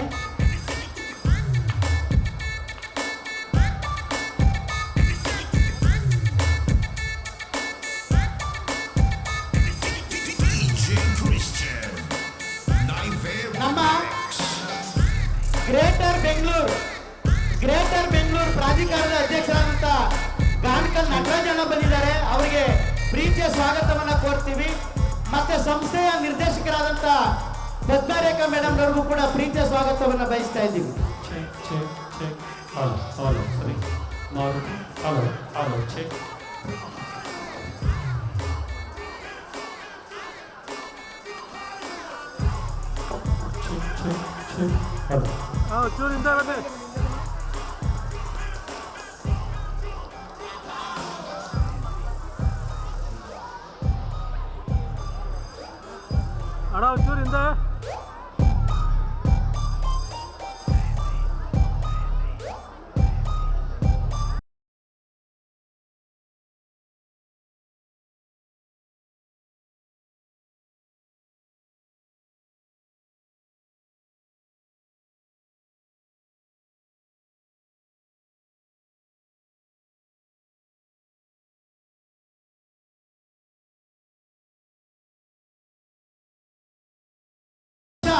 ಅರವತ್ತು ವರ್ಷ ಈ ಸಂಸ್ಥೆ ನಡೆದು ಬಂದಿದೆ.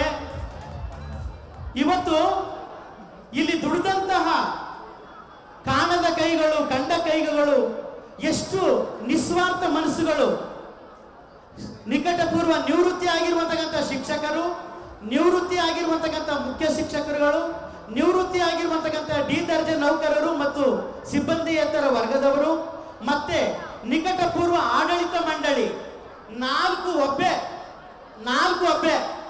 ಒಂದು ರಿಟೈರ್ಡ್ ಆಗಿರುವಂತಕ್ಕಂಥ ಶಿಕ್ಷಕರು, ರಿಟೈರ್ಡ್ ಆಗಿರುವಂತಕ್ಕಂತಹ ಮುಖ್ಯ ಶಿಕ್ಷಕರುಗಳು, ಮತ್ತೆ ನಿವೃತ್ತಿ ಆಗಿರುವಂತಕ್ಕಂಥ ಡಿ ದರ್ಜೆ ನೌಕರರು, ಮತ್ತೆ ನಿಕಟಪೂರ್ವ ಆಡಳಿತ ಮಂಡಳಿ.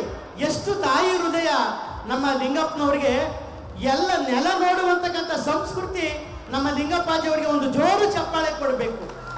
ಯಾಕಂದ್ರೆ ನಮ್ಮವ್ವ ಹೇಳ್ತಾ ಇತ್ತು, ಇಮ್ಡಿ ನೋಡ್ಕೊಂಡು ಇಮ್ಡಿಗೆ ನೀರು ಹಾಕೋಬೇಕಂತೆ ಅಂತ. ಹಾಗೆ ಹಿಂದೊಂದನ್ನ ನೋಡ್ಕೊಂಡು ಇಮ್ಡಿಗೆ ನೀರು ಹಾಕೋಬೇಕಂತೆ ಅಂತ. ಅಂದ್ರೆ ಹಿಂದೊಂದು ನಾವು ಸೊಸೈಟಿ ಅಕ್ಕಿ ತಿಂತಾ ಇದ್ವಲ್ಲ, ಇವತ್ತು ಸಣ್ಣ ಅಕ್ಕಿ ಬಂದದೆ ಅಂದ್ಬಿಟ್ಟು ಪುಟ್ಟದಕ್ಕಿನ ಸೊಸೈಟಿ ಅಕ್ಕಿನ ಮರಿಬಾರ್ದು, ಹಿಂದೊಂದನ್ನ ನೋಡ್ಕೊಂಡು ಇಮ್ಡಿಗೆ ನೀರು ಹಾಕೋಬೇಕು ಮಗನೇ ಅಂತ ನಮ್ಮವ್ವ ನನಗೆ ಕಾವಟೆಗೆ ತಿವ್ದು ಹೇಳ್ತಾ ಇತ್ತು. ಇವತ್ತು ಕೂಡ ತಗ್ಗಿ ಬಗ್ಗಿ ಬಾಳ್ತಾ ಇದ್ದೀನಿ. 4 ಒಬ್ಬೆ ಸನ್ಮಾನ ಕಾರ್ಯಕ್ರಮಗಳಿದೆ. ಆ ಎಲ್ಲ ಮನಸ್ಸುಗಳಿಗೀಗ ಸನ್ಮಾನ ಇದೆ. ನನ್ನ ಹೆಸರು ನಗೆಮಳೆ ರಾಜ ಚಂದ್ರಾಜ್ ಅಂತೇಳಿ ಕನಕಪುರದಲ್ಲಿ ಉಪನ್ಯಾಸಕನಾಗಿ ಸೇವೆ ಸಲ್ಲಿಸ್ತಾ ಇದ್ದೀನಿ. ನಾನು ಕನಕಪುರಕ್ಕೆ ತೆರಳಬೇಕಾಗಿರೋದ್ರಿಂದ ನನ್ನ ಸ್ನೇಹಿತರಾದಂಥ ಗಿರೀಶ್ ಮಾಸ್ಟ್ರು ನನ್ನನ್ನು ಆರೈಸಿ ಕಳಿಸ್ಕೊಡ್ಬೇಕು ಅಂತ ಸಭೆಯಲ್ಲಿ ಕ್ಷಮೆಯನ್ನು ಕೇಳ್ತಾ ಸ್ವಲ್ಪ ತೆರಳ್ತಾ ಇದ್ದೀನಿ. ಎಲ್ಲರ ಆಶೀರ್ವಾದ ನನ್ನ ಮೇಲೆ ಇರಲಿ ಅಂತ ನಾನು ಈಗ ನಮ್ಮ ಸನ್ಮಾನವನ್ನು ಮಾಡಲಿಕ್ಕೆ ಒಂದು ನಿರ್ವಹಣೆ ಮಾಡಬೇಕು ಅಂತೇಳಿ ನವೀನ್ ಸರ್ ಅವರಿಗೆ ಈ ಮೈಕನ್ನು ಹಸ್ತಾಂತರ ಮಾಡ್ತಾ ಇದ್ದೀನಿ.